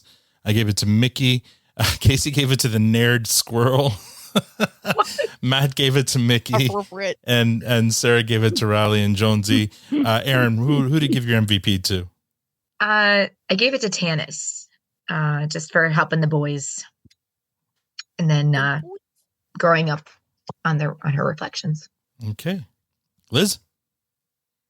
I kind of feel like I've been channeling Victor, because I did write feet shots and flashbacks, because I thought that when you could see the feet in the snooters and how they were talking and everything. Yeah. And then I did love the flashbacks, because I always love a good flashback. Okay. So sorry, you gave it to what? Then what's your Feet shots and flashbacks. Feet shots and flashbacks. Okay. Totally reasonable. I think Matt disagrees. Awesome. That's okay. I am also going to channel Victor, but in a slightly different way. I'm giving it to the song that plays while we see the run and gun. Good song. Oh, okay. Good song. That song Right. That's fucks. facts. During That song fucks incredibly hard. what's the name of the game But they're also, playing? Casey's Nerd Squirrel is my runner-up. Because that is genuinely the most unhinged thing Stu Rat has ever said. Yeah. Real eager too, right? I Yeah. could narrow a squirrel for I you. can narrow a squirrel for you. Like, that's immediately where he goes. Okay. All right, Tom. I give it. Matt's gonna hate me. It's the flashbacks. You like the flashbacks? No. I like It reminded me flashbacks of- too. I disagree It with Matt. reminded me of why I love Letterkenny. Mm-hmm. Yep. Me too. Trace. I'm going to catch so much hell for this. I loved the direction of the entire snooter scene, where everybody's just feet. In the what? Yeah. Fuck Wait you a said minute. it. Yeah, you do. This I is love coming that from you. scene. Really? He thinks he does protest too much. Contrarian of you. It's off the rails. Yeah. It's his kink. There's a lot This does of not comply. kinky fetishes going on there. Well, Oh, Yeah, it's this happening. shit. We're seeing it happen right now. Go on, It's Trace. live. Tell us how much you like the feet. Well, he likes it because they were clothed feet. They had boots and shoes on. Let the man. Let the man. No, I mean, but I just thought that was clever as hell. Mm-hmm. And So it really is a fetish, eh? Yeah, The cover of the framing, feet. right? Super clever. Like, don't take them socks off. All right. Don't do Own it. it, Trace. Own it. show me the steel toe. Show me the steel Let's move on. Episode 5. Episode 5 called Stuck, and our guest panelist is our favorite Cooper, Rebecca Cooper. Oh, I'm love just you, kidding, Robbie. We love you too. And here we go. The cold open for this one was another great Tate and Webb production. Hey, Matt, how's it going? Ready to knock out the intro? Yep, let's do it. You got the file from Liz and Trace? Yeah, I do. Al, you look over this yet? Haven't had a chance to. Why? It's titled Letterkenny Final Season, Al's super special intro. Oh, boy. Hold on. Dear Al, in keeping with creating an epic and exciting intro for each of the hosts, we wrote this one for you, big guy. Hope you like it. Love you bunches, Tate and Webb. Ah, goody. Can't wait. Al, it's just a limerick. That's it? Yeah, no clever setups, no high concept comedy, no artful homages to Letterkenny opens of past, no epic existential free verse, no multi-character theatrical skit, no catchy songs, and Al, Yeah. not surprisingly, no rap. Talk about half-assing it. Oh, so hang on. I don't have to mix anything, overdub anything, cut anything, paste anything, add music to anything, format anything, Matt. I don't have to do any editing. Guess not. Told you, they're kind of phoning it in this week. They really did make the intro special for me this week. Are you crying? Shut up and read the limerick. Here we go now. For Derry, things are getting tough, and Wayne has had about enough. But with a heart that's shattered and his friends all scattered, his Saturday is looking pretty rough. All right. Yes, that was the perfect cold open for me. Thank you, Liz and Trace. As opposed to today's cold open. Yeah. Yeah, that's exactly. Today's cold open had lots of editing and sound effects. Complete opposite. Complete opposite. All right, here in this clip for this episode, I talk about the crowning moment in the episode. Wayne coming out not in a checkered shirt but in camo, like he's fucking serious. He's going in to extract his buddy from behind enemy lines. That was like a total military, Should have never gotten to that, is all I'm saying. No, 100% agree. But then you wouldn't have a story. Tanya, what'd you think? It's the 3-team league again. Oh, fuck off. Where's my spatula? Garrett's going to find you on a street corner and fight you one of these days, Vic. Can't find my spatula. Too long. Hug him. It's their hugs. It's all right. It's okay. This spatula can stay away. Did you hear him? I heard him. He got one for you, though. God damn it. Tanya's doing her best. Sun's going down there, big guy. Join us. Yeah, no, her sexy voice, right? Oh, man. All right, this one here. Final rating. Matt gave it a fresh. Victor clearance. Well, the rest of us, we all gave it a fresh except for Victor. And the internet or Twitter gave 69% gave it a fresh. 28.2 gave it a clearance. 28.6 and 28 or 2.4 gave it a compost. So we'll start with you, Liz. What did you think of this episode? I gave it a fresh, Mm-hmm. because I do feel like we're kind of like back on the upward swing. Mm-hmm.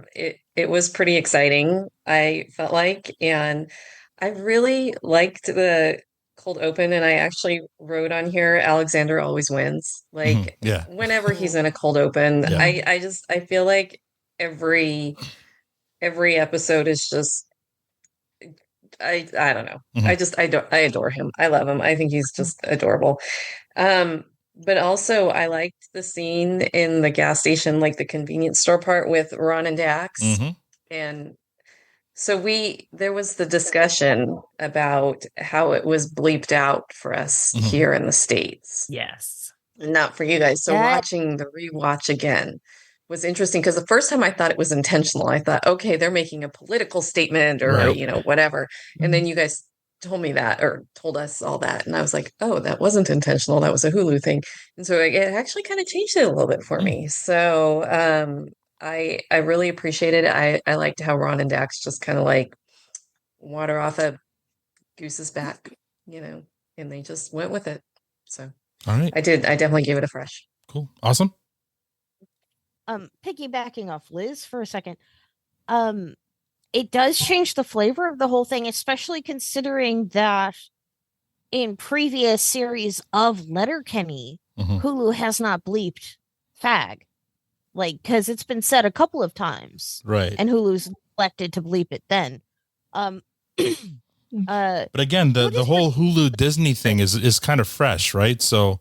The thing is, it's not fresh. It's a compost. Well, yeah. Recent. No, Disney's owned like 60% of Hulu for the last however many years. Oh yeah. So the outright acquisition really oughtn't to have changed anything.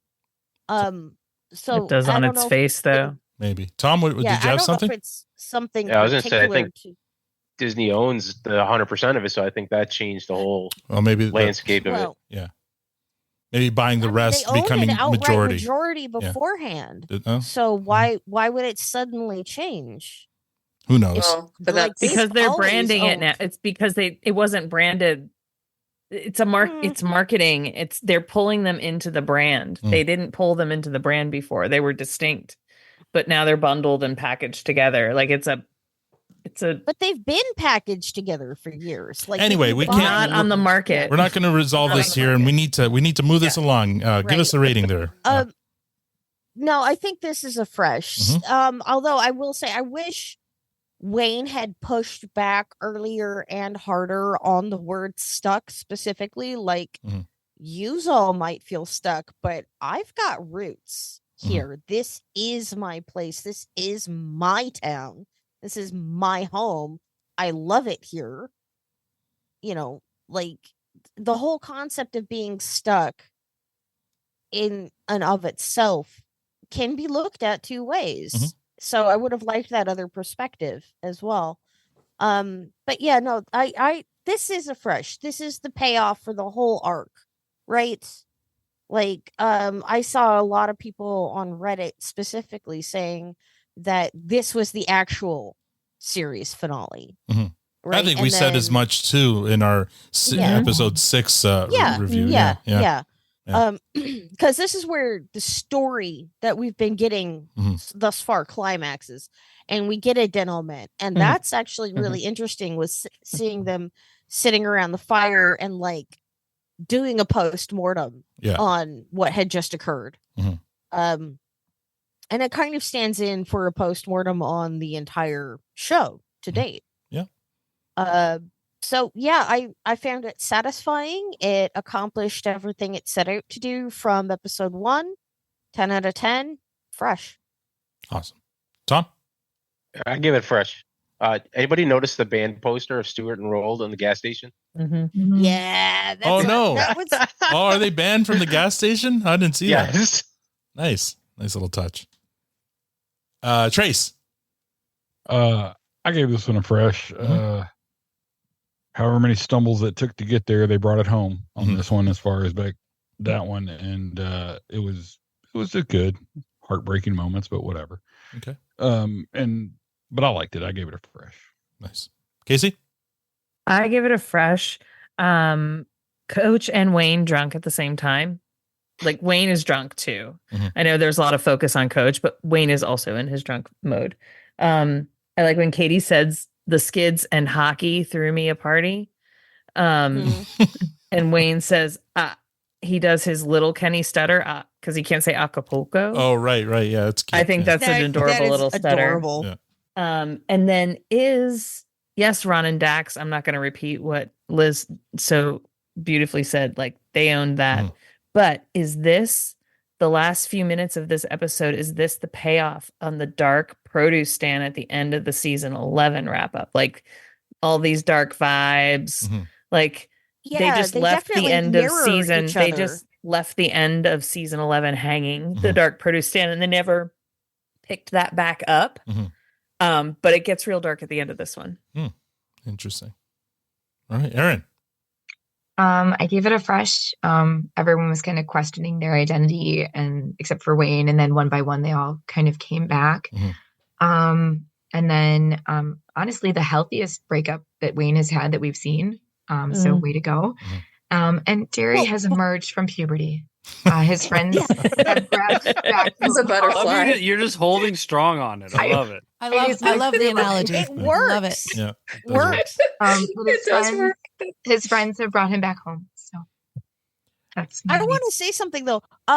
Both of his breakups with Rosie were downright been civic, incredibly healthy. Yes. And because of Vancouver. Except for the little break that they took when Wayne knocked out Bradley.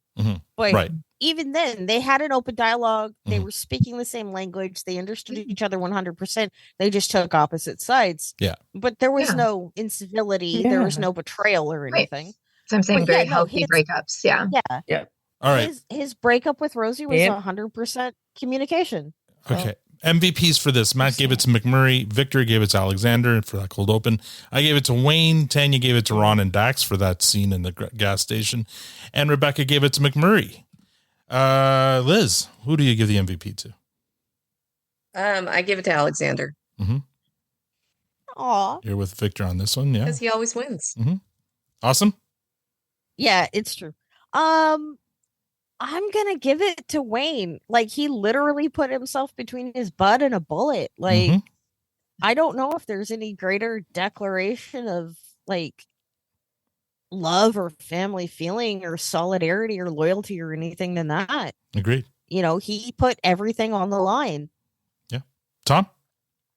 Wayne. Yeah. Same reason. He showed a lot of vulnerability, asking for help 3 times in his own way. Right. So yeah, that's true. Yeah. Trace. I'm. It gets to be my turn to do a picture. I just whoever came up, and I think it's probably a combination of probably Jacob, Jared, and Billy, of that last shot before the credits, there's just so much coiled menace of what's about to go down. It's and not to them all hunching in a line. Right. I mean, and not to be spring. Yeah, not to begrudge the gentleman who was the director of photography for Billy, but Billy knows how to shoot in the fucking dark beautifully. Jim Westenbrink. Thank you. Wow. But Billy knows how to shoot in the dark. You just had that in your back pocket, did you? Okay. She has many back pockets. Yeah. Casey. I've got cargo pants. MVP. Shut the fuck Ron up. and Dax. Ron and I'm not Dax. judging. Yeah, I'm with Tan. Yeah. I love those two fags. Yeah. Aaron. Same here, Ron and Dax. Way to end a series. All right. Final episode 6 over and out. Our guest panelist is some guy named Trace. And we got to listen to this final cold open one last time. It's the final episode of the show. It had to end sometime, we know. But after 7+ years, we're holding back tears because none of us want it to go. We smile, thus let us not cry. Don't dwell on the hows and the whys. We shall all give our best to Jared and the rest and say thank you instead of goodbye. Thank you, everyone, sincerely. Thank you for making this hockey-themed Hicks show. As a special treat and as a token of our appreciation, we've decided to debut Gratitude from Far and Wide. Hey, Jared. Hello from Bangor, Maine. My name's Jeff, and I just wanted to say thank you for creating an amazing show that has brought so many people together. You're a really good guy. Hope to see you in Sudbury someday. Thank you, Jared, from Milwaukee, Wisconsin. Thank you, Jared, from Beauregard, North Carolina. Jared, thank you for everything you have done creating the universe. From Josh, here in Shippensburg, Pennsylvania. Jared, you beautiful cunt. Thank you from the world's most isolated capital city, Perth, Australia. Jared, congratulations on an amazing run. Thank you for everything. From Harrisonburg, Virginia. From the traditional territories of the Haudenosaunee and Mississaugas of the Credit, thank you, Jared, for creating something so special, magical, and uniquely Canadian. Guramagat Mahara, Agus Legramor, from Awesome in San Francisco. Hey, Jared, just want to send you a heartfelt thank you from the Jersey Shore for creating the wonderful world of Letterkenny. Thanks, bud. From the bottom of my heart, thank you, Jared, and everyone else involved. From Jack in Naarm, Melbourne, Australia. Chad from Minneapolis, Minnesota. Thank you, Jared. Thank you so much, Jared, from Deltona, Florida. You. Thank you, Jared, from Duluth, Minnesota. You. Jared, this is Tobias from Missouri. I want to thank you for what on my street is called the perfect show, Letterkenny. Thank you so much for all you've done over the last few years. Thanks for everything, Jared. Jay from Edmonton. Hey, Jared, Joey here from Denver, Colorado. Just want to say thank you for pouring your heart and soul into a show that has brought hundreds of us here at the Produce Stand podcast together and created a community that we've all grown to love and be a part of. Appreciate your time and your effort for everything you put into this show. Thanks. Thank you, Jared, from Birmingham, UK. Thanks, Jared. This is from Justin in England for 12 seasons of good times and great stories. Can't wait for the next great thing you do. Thank you, Jared, from YYZ. Hey, Jared, this is Erin from Chicago, USA. Thank you so much for creating Letterkenny and Shoresy and for being the impetus of some of the most incredible experiences of my life. Way to set the tone. I appreciate you, bud. To Jared, Jacob, and the whole Letterkenny gang, thanks from Mississippi. Can't wait to see what's next. Jared, am I pronouncing that right? Jared? It's Ruben like the Sando and Monty the Pug. We just wanted to say thank you from Tampa, Florida. From Washington, Michigan. Oh, he got cut off. The voice of God got cut off. Anyway, that's not okay. No, it's not okay. You're going to hell. I'm going to hell. Anyway, hell. Just hearing all those voices is Oh my God. so awesome. Let's listen. Maybe your soundboard has like a time limit, or I don't know. Yeah, I mean but anyway, it's okay. We know what he said. He said thank you, and he was the last one. The last clip from this one here, we got Tanya who gives her rating, and it only took her 227 episodes to solve the Victor rating problem. All right, let's move on to ratings. Tan, are you taking a deep breath? Yeah. What do you give this episode? This is the last. I'm going to do the violent. This is the last rating on Letterkenny. Well, Well, we still got the season recap, but the last episode rating. Yeah. It was beautiful. It was a love letter. It was a thank you. It hit all the right notes on all the right parts, and absolutely couldn't ask for better. It's a unicorn. Well, hold on. You can't just unilaterally. I'm going to just unicorn it. I'm just This isn't unilaterally. America's Got Talent. There's no golden buzzer here. Golden buzzard. I'm going to just smack it. It's a unicorn. I'm going to give my just cue the fucking. Oh my god. Cue the fucking. Oh my god. Oh my god. Oh my god. Oh my Well played out. Oh my god. I regret nothing. Tanya with the golden buzzer. That was right. It was amazing. Holy fuck. Gotta hope it turns out to be you. I know, right? Yeah, we'll see. It's getting really awkward. Peer pressure. It's gonna be, yeah. If only the golden buzzer existed for the sleepover episode. Anyway, the ratings for this one here, it was a fresh all around. Everyone gave it a fresh, even including our guest Trace. So let's go to Awesome. You're first up with your rating for this one. If it had to, because I've got mixed feelings on this. I didn't want it to end. Sure. I didn't want any of this. Mm-hmm. If it had to end, this was a perfect way to end it. The thing that I wanted, the thing that I would absolutely have outright hated and rejected wholesale, like I would have walked to Canada to bop Jared on the nose if he had done this, was for everyone to just scatter to the four winds, and just up sticks and abandon Letterkenny, because that's who all these characters are, right? Is they're defined by this town and this community. So if everybody had just like fucked off for parts unknown, that would be not just narratively unsatisfying, it would have been just out of nowhere. It would have not been connected to anything. So if it has to end, this is the way to end it. Bring this motherfucker full circle and leave everyone exactly where we found them. Yeah. Agreed. So from that point of view, 100% fresh. It accomplishes everything I wanted. But again, I'm like salty as fuck that it's over. I think we all are. Tom. It was completely fresh. Like Tanya said, it was a love letter to all the fans and just, all the success they've had. Okay, Trace? No, second thought, I might give it a compost. No, I'm kidding. It's a fresh. Yeah. Casey? Fresh. All right, nice and succinct. Aaron? Fresh. It's just fun watching it all play through. I mean, when all is said and done, the 5,000 people of Letterkenny stay and continue to preserve the community. So the Fergus got me real good. Oh, got punched. Oh, that got all of us. Yeah. Right. Like that was just right in the feels. Like I was stoic up until that point, but then that fucking title card flashed up and I lost it. It was ugly. Son of a bitch. Yeah. It was ugly. Okay. There was snot involved. Liz. NDP.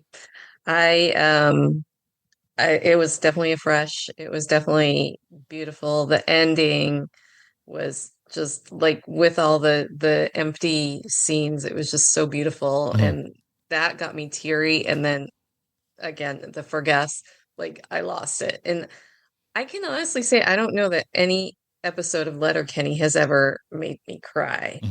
It's supposed to be funny and raunchy. And what's that? International Women's Day. Yeah, that was probably it. When Wayne says to his sister, whatever, happy. Yes. Well, he does it not just once, but twice, right? He like stands up in front of two whole separate groups and says it. So, but yes, definite fresh. Nice. All right, MVPs. Matt gave it to. Tanya gave it to Jared Giso. Matt gave it to Billy Buttrey. Victor gave it to Darren and Connor, the Silent Skids. I gave it to Stuart, and Trace gave it to the town of Letterkenny, which I thought was a great choice. Awesome. Who do you give your MVP to? I'm giving it to the Ag Hall. Oh. Because that is the site. Everybody comes together and so Wayne standing at a sharp 45 degrees and hollering through the window, the fucking door is locked. You moron. That was funny. Yeah. Yeah, it was well done. That was good. Because they set it up the entire time. It was such a callback. Every single thing was such a callback to series 1. Yeah. And especially the Ag Hall rave. He has that nightmare, and they keep referencing fart books, so you think that's where they're going to go, and then they swerve hard. But,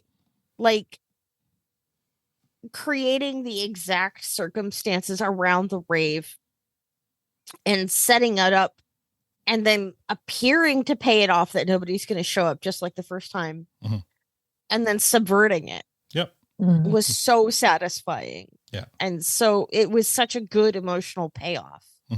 But yeah, no, just Wayne, 45 degrees, a hard 45 degrees in the window. The fucking door is locked.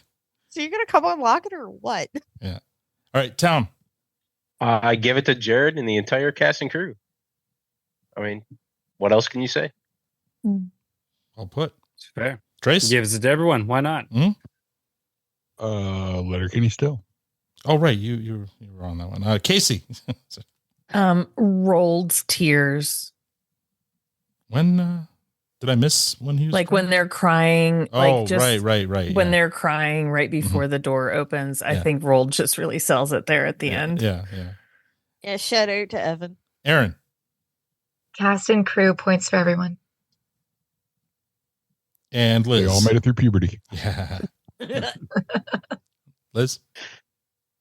I wrote down non-degens because there is a line in there where someone says degens and non-degens, and I really liked that, so I wrote down non-degens. Oh, yeah, the conversation around the fire pit where there are statistically 1 out of every 8 people, and then, okay, yeah, fine, 2 out of 16. Fucking gold. All right. Guys, thank you so much. We're just going to move on to the season ratings, and we need to really whip through this real quick because we're at 2 hours now. So I'll give my season rating. This is fresh. I know that there's been a lot of ups and downs in this season, and a lot of people had some issues with things. But as far as I'm concerned, it's the landing. They stuck the landing. I thought the last episode was great, and I really did enjoy the story, the Derry storyline, him kind of going astray and then coming back. I thought it was I thought it was a good storyline. So I really enjoyed this season. I give it a fresh, and I'll move on and even say my MVP for this season is Derry, because I think the Derry story is what made this season special. So I'll ask you guys to give your ratings and your MVP to try to get this thing moving. Tanya, can you, you're next. Well, I wasn't ready for my MVP. Thanks for that. Oh, okay. I'm going to say it's a fresh for sure. The season, I didn't want to see it come and I hated to see it go, but all the same, it's a fresh overall. I gave it more freshes than I did anything else. I have no idea for the MVP. This is it's the whole casting, it's everyone. They put their heart, souls into this, and 12 seasons, and it brought all of us together. And I couldn't ask for more or be more thankful for it. Okay, Matt. Yeah, I know this. I read a lot of stuff online about this one. I know this season got some ups and downs, some weird reviews. This season gave me what I've always loved. It created what I believed was a very good storyline. I know people don't all agree, and it gave us all the stuff we love about Letterkenny at the same time. So there were some seasons where I wish they had more story, some that went too hard. This I really enjoyed. I will actually go and say this is one of my favorite seasons across the series. It hit the feels, it hit the jokes, it hit the everything that you would want out of this show, and then wrapped it up in a pretty little blanket that we were all very happy to take in. So it's an absolute fresh. And I'm gonna align with you on this one now. I think the VIP or the MVP MVP of this season. Sorry, I've been drinking a little bit throughout this episode. It's longer than I'm used to. So and you haven't had much to say, so you've had more opportunity. Yeah, well, I always prepare. These episodes are great with lots of people because I know I have a little work to do. Yeah. But what happens is I make up for it in alcohol. But anyways, that's just entertaining for us. So where I'm at, I'm with you. It's Derry. His story arc, I genuinely loved it. Take it or leave it. I think they really did some fantastic work with his story there, and he delivered. He deserves the credit. It's Derry. Awesome. Victor. Yeah, all right. I'm between like a low fresh, like a French fresh, and a high clearance for the season, to be honest. There was too much, and that was the point, right? That they really brought the degens out and showed us why everybody hates them so much, and they succeeded, right? I mean, and so I'll go with the MVP, right? The MVP is easily Mick, because he's the reason that brought that why Casey's so angry, right? I mean, like, I don't think he's the only reason. Well, no, he's not the only reason, but he's the catalyst, right? He's from the very first episode. We knew that the mousetrap was set, and there was something dirty about it. We weren't really sure. There was a nice lump of cheese on there, but you knew that was going to cut you bad, and going to cut you bad real soon, and it did that. And there was just a lot of dirty parts to the season. Lots of dirty parts, and I hated what I hated most is just the how they treated the allegedly how they treated the dog, right? And I really hated that. And I also didn't like the fact that after that big dramatic scene with Derry witnessing Badass, or what was his name? Radass. Yeah. Radass. Do you even try in comments like that? No, he doesn't. He doesn't. He doesn't specifically to wind you up. I think so. I think it's in particular. So after that whole dramatic scene, and then he just comes back. And it's like, he's like, should I stay? Should I go? And then he stays. Yeah, like right? he forgot and like a week, it was Friday. Yeah, like heavy quotes. And I get it. It's just they needed to do that, but I hated it. I really, really hated it. I just didn't like it how it was like, oh, that never happened. We're back to normal. So I didn't, so for me, just for you guys, I'll give it a low fresh. But it oh my god! I'm going to take it. Oh my god! We'll just cut out the word low. Yeah, I don't care. I'm taking it. I regret nothing. Tanya will tell you, I had my mouse hovering over the unicorn button, waiting for his rating. Good rhyme. I remember that. Yes, thank you for the unicorn there, Victor. All right, Tom, what did you give this season overall? It was a fresh. I think Jared knew this was the last season, so he threw caution to the wind and said, "Fuck it, let's take chances. Let's do something different. Let's go out away from the total normal sitcom tropes." So, like we had some weird shots before, but if you've got some ideas for a really weird shot, get at me. Yeah. Let's just film everybody's boots. The cinematography this season was absolutely stunning, and the closing scene with the iconic shots of the different locations, loved it. Yeah, it did it for me. Yeah, Trace put it best. It was like saying goodbye to the town. Those last shots. I'm still. 100%. I think they need to make a coffee table book, as I talked about last week. Oh, I would totally buy. I have pitched that idea to Kara. I'm working it. I'm working the angles. Nice. I think that'd be a beautiful book of all the like I said last week. You don't need people in it. You'll create your own memories of all of those every time you look at them, and that's what I love about it. Tom, your MVP. It's Derry. He went from being the faithful sidekick to being a well-rounded, developed main member of the cast. Awesome. Yeah, I really enjoyed that character arc this season. Trace. I'm gonna give it a fresh. Something Casey said just resonated with me is this was a very dark season in photography and tone, and it seemed to start from that scene at the end of season 11. And it should have been a harbinger of things to come, but I the execution had some stumbles, but on the whole, I thought it was really good. And ultimately, it's God love him. He ended it the way he wanted to end it. So nice. That's all there. And your MVP? My MVP is Mickey Gibraltar. You can't have a hero without a villain. You can't have a good without a bad. And he played his part to perfection. Absolutely. Yeah.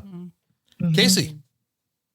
Oh shit. It's a clearance for me. It's a good thing you're not factoring in on the unicorn. but with room to grow. Yeah, okay. So I feel like in preparation for this episode, there are things that I appreciated, but I wanted to be true to what my ratings were when I rated them. But I'm interested in watching it all the way through now as a complete picture, which I haven't done yet because I've just been trying to deal with season 12 in my heart. So clearance with room to grow. I reserve the right to change that at a later date. Okay. And my MVP is Wayne. Yeah.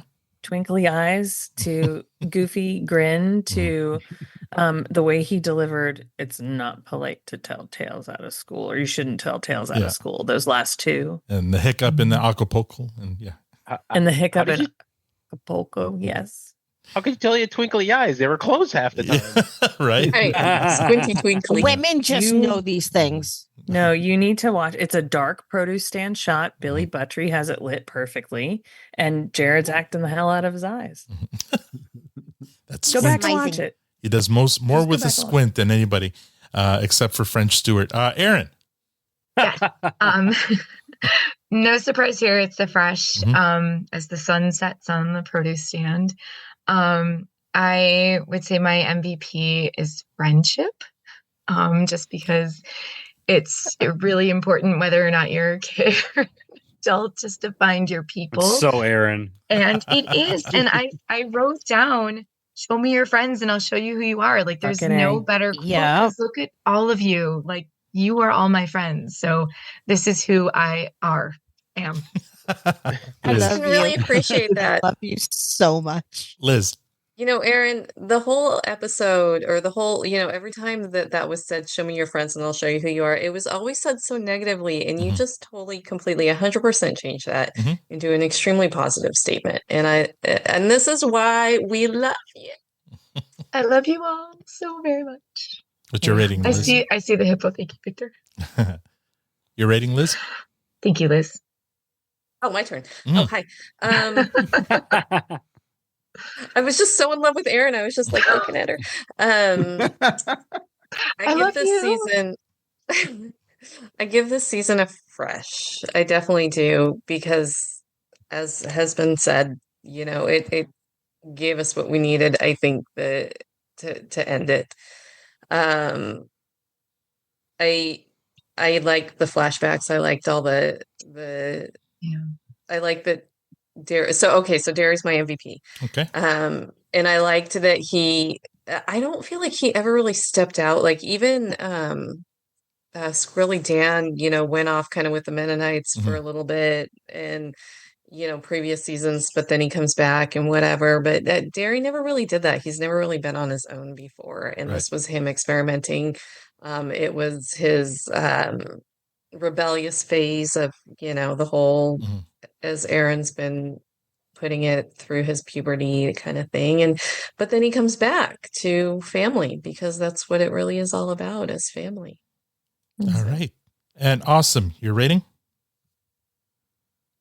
I gotta give it a fresh. Like I said earlier, if it had to end, this is the way to end it. And I was talking with a friend about like what were the other possible scenarios to end it, right? Like, and would they have been as true to the characters and the setting? So no, bringing it full circle, the sort of northern exposure kind of ending where you just leave everybody right in place, right exactly where they are. So they're there forever. They basically replicated the first scene of the first episode. Yeah, like the Jeep when it pulled up when Riley and Jonesy got out, that was even the same song that was playing. Yep. You know, so no, I think that was the only way out. And your MVP? You know what I mean? My MVP, I gotta go with Wayne. Okay. The man himself. Absolutely.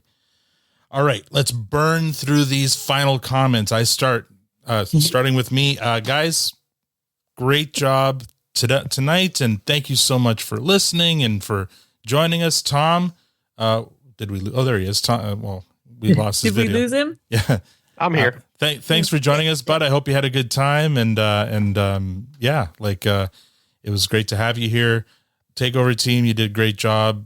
All the writing, all the cold opens, Liz and Trace and Cassie and Trolley and just everyone who just put any work in the cold opens this season. Like, you guys knocked it out of the park. Thank you so much.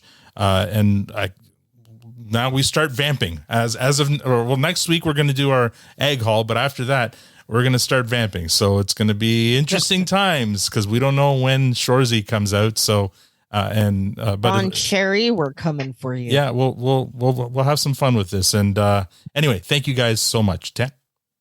I reiterate what Al just said. Thank you to everyone. Tom, it was great meeting you tonight. I'm glad Al was able to get you to come on.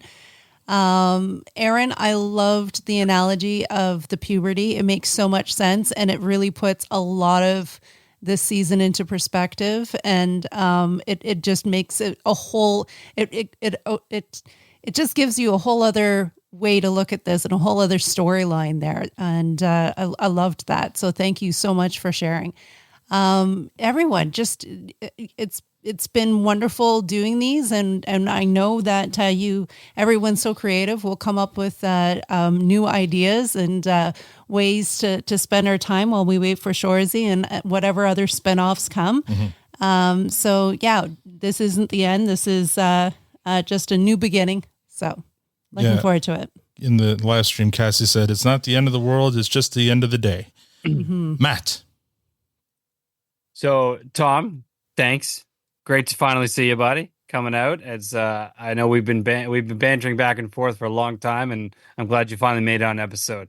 To yourself and everyone, thank you sincerely, everyone, for being a part of this journey with us. I know we're not done, but I love y'all so much.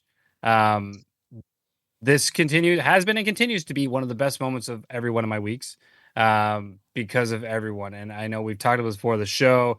I know Victor gave me razzing for being the softie, but that's okay, Victor, because this is the final episode of the final season, and that fuck you. Love you though. It's everything, man. The community, we love the show as much as you want or don't want. It's the community around it that keeps me coming every single week. It's all of you, and I love that I'm so proud of everything we've done up until this moment, and still things to come, because of everyone involved and all the things that you guys bring every single fucking week. So, just a genuine thank you to everyone. Victor. Tom, welcome to the big show. Aaron, I like your analogy as well. I'm thinking maybe it was his Rumspringa. I was thinking about that, like Rumspringa from Logic. Yes. And I'm not sad about the show ending. For me, and it's not really a knock against Letterkenny. It's more that nothing's really ending. Like we're all here. We're continuing. There's 12 more seasons of Shorzy. There's 49 episodes of God knows what. We've been here before of not knowing what our next show is going to be about for the next little while, and we did it with everyone coming together and kind of figuring out, and so not really worried about that. So I think it's almost like, you're finishing high school or grade school and moving on to high school, or finishing high school, moving on to college, whatever. You stay friends with those that mean something to you, and you don't stay friends with those that don't. And we're all continuing to stay friends, and the community is just growing. Welcome, Tom, again. So it's it's good times. I'm excited about what's, the best is yet to come. So The best is yet to come. and we're on the journey together. Yep. Awesome. Are you there? She says she wants to go last if she can. She wants to. Oh boy. Okay. Liz. Final thoughts. Just thanks for letting me be a part of this. And, again, it's not the end. We know that, but it does feel like the ending of this chapter for It's the end of phase TPS phase 1. We're off to phase 2. Sure. We can call it whatever you want, but it's been so fun being creative and writing for Letterkenny. I'm not as much of a fan of Shoresy, so I don't feel as involved with those ones because it's more sports-y, and Go I'm not sports. sports. Go sports Yes, ball. sports balls and stuff. But you guys, what the heck is that, Victor? A sports ball. Oh, it's a Stanley Cup. Cup. Sports ball. It's the only cup that matters. Oh, it's not one of those drinks. Okay. It's the I cup. thought it was a vodka or something like a No, Russian. It's a miniature Stanley Cup. Anyway, Victor, stop distracting. Anyways, yeah, just thanks for letting me be a part of your world and opening it up to all of us non-degens. And we love you. And I just am so amazed that we have all found this second chosen family. Thanks, Liz. Aaron. Thank you. Really, I'm very thankful to be a part of this and all of you. And, we say in Jared we trust, but really it's in the TPS community we trust. And I'm excited to see what is next, and what has come has been incredible. So thank you all for everything. Casey. What a fucking ride. This is a lot of fun. It's always a lot of fun. And I'm excited that we get to continue having fun. I like to have fun, and you're the most fun people I've met in a really long time. Consistently, everyone is fun and kind and smart. And that's what I appreciate about you all. Can you say fun one more Keep time? saying fun. Yeah, fun. Just say one more time. It might be one of those things where the more you say it. All right. Tell me I'm fun. Trace. Tell me I'm fun. Trace.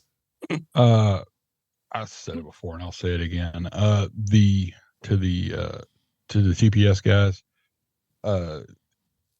y'all made this fun place where it all happens. To Al, thank you for the opportunity. To Matt, thanks for dropping off a germ of an idea in Bolton. And to my favorite ladies on the takeover team, thanks for letting me hang in with y'all. There's weird conversations that come, and especially tonight when you ran all the cold opens, one right after the other. I loved that. I love that too. And to that point, I got to thank Liz. She is my co-writer. She is my collaborator. And over this time we've worked together, she has become one of my absolute best friends. Yeah, hold on. I need a tissue. Adorable. Okay, I want to give Tom the last word. Austin, you're back. Go ahead. Okay. Final thoughts. Quickly. I've collected a lot of interviews with Jared, and he said over and over and over in print and in voice and on video that he wanted Letterkenny to be the longest running show on Canadian television, and that he had found his niche and he was comfortable and confident and happy with the work that he was doing. So to then hear him say that he was the one who called it, he decided to end it, that's not a gift that many TV shows get. right, is to end on their own terms, to go out gracefully. So congratulations to him for that, for negotiating his own ending. Because that is a gift. And if this is the way it has to go, then so be it. And I'm glad he got to go on his own terms. That said, if you needed ideas, bud, I'm a phone call away. we all are. We all are. All right. So yeah, no, I love the community that has sprung up around this show and specifically this podcast. I love that I'm like in your lives and you're in mine, and some of you even know what my fucking face looks like, which is a fucking rare fucking privilege. Your beautiful face. Oh, I've hugged you. I've flatterer. hugged you. Mm-hmm. I've You given rode you her. a piggyback You ride. rode her. Whoa. I've rode you. I've rode you. That's Phrasing. Okay, wrap it up. Come on. All right, I love you. Tom's turn. I love this podcast. I love this dumb fucking show. And Monster Warriors is next. Oh, boy. Jared, look out. We'll talk. Tom, you got the last word, bud. Al, Tanya, Matt, Victor, thank you for creating the podcast. It's started with an idea and it grew to a community that, is like a big family. I appreciate you guys 100% every day. Listening to you guys, I feel like, I don't see you guys. I didn't get to go to Sudbury, but I feel like I know all of you. Yeah. And it's just so it's great. And it's being away from home for so long. This makes me feel like I'm at home. So Thanks, bud. Thanks. All right, I'm going to play us off here with a song, Your Man by Joji from this season. Here we go. You did Hey, pick Al. a Letterkenny How's it going, song. man? You picked a We ready to Shorzy do song. this, buddy? I think you did a cold open. Oh, shit, that's the wrong I think thing. you did. Oh, here we go. Wow, we gotta do it all over again. No, my bad. Is that Thunder? All right, take One Is this a Shorzy song? I thought it was a Letterkenny song. No, this is from Shorzy. Oh, well, whatever. This is Your Man by Joji from Shorzy. You asshole. It's not the end, it's a transition. We're just Exactly. transitioning. George is still on. Yeah, from now on, this is not a Letterkenny podcast. It is a Shorzy podcast. We're pivoting. We're pivoting. We're changing formats here at the TPS. That's all we have for this episode. Next week, we're going to have our I Call Social on Friday nights. So those of you who want to join us, keep that open in your schedules for next Friday, and we'll all get together again and have another probably marathon episode. If you'd like to support the episode or support this podcast, please tell a friend. Also, follow us on most social media outlets at ProduceandPod. Thank you for joining us. Now we're going to go hang out at the after party real quick, though, because I got to go to work tomorrow. On behalf of Tom, Awesome, Aaron, Liz, Trace, Casey, Tanya, Matt, Victor, and myself, thank you for listening and have a great week.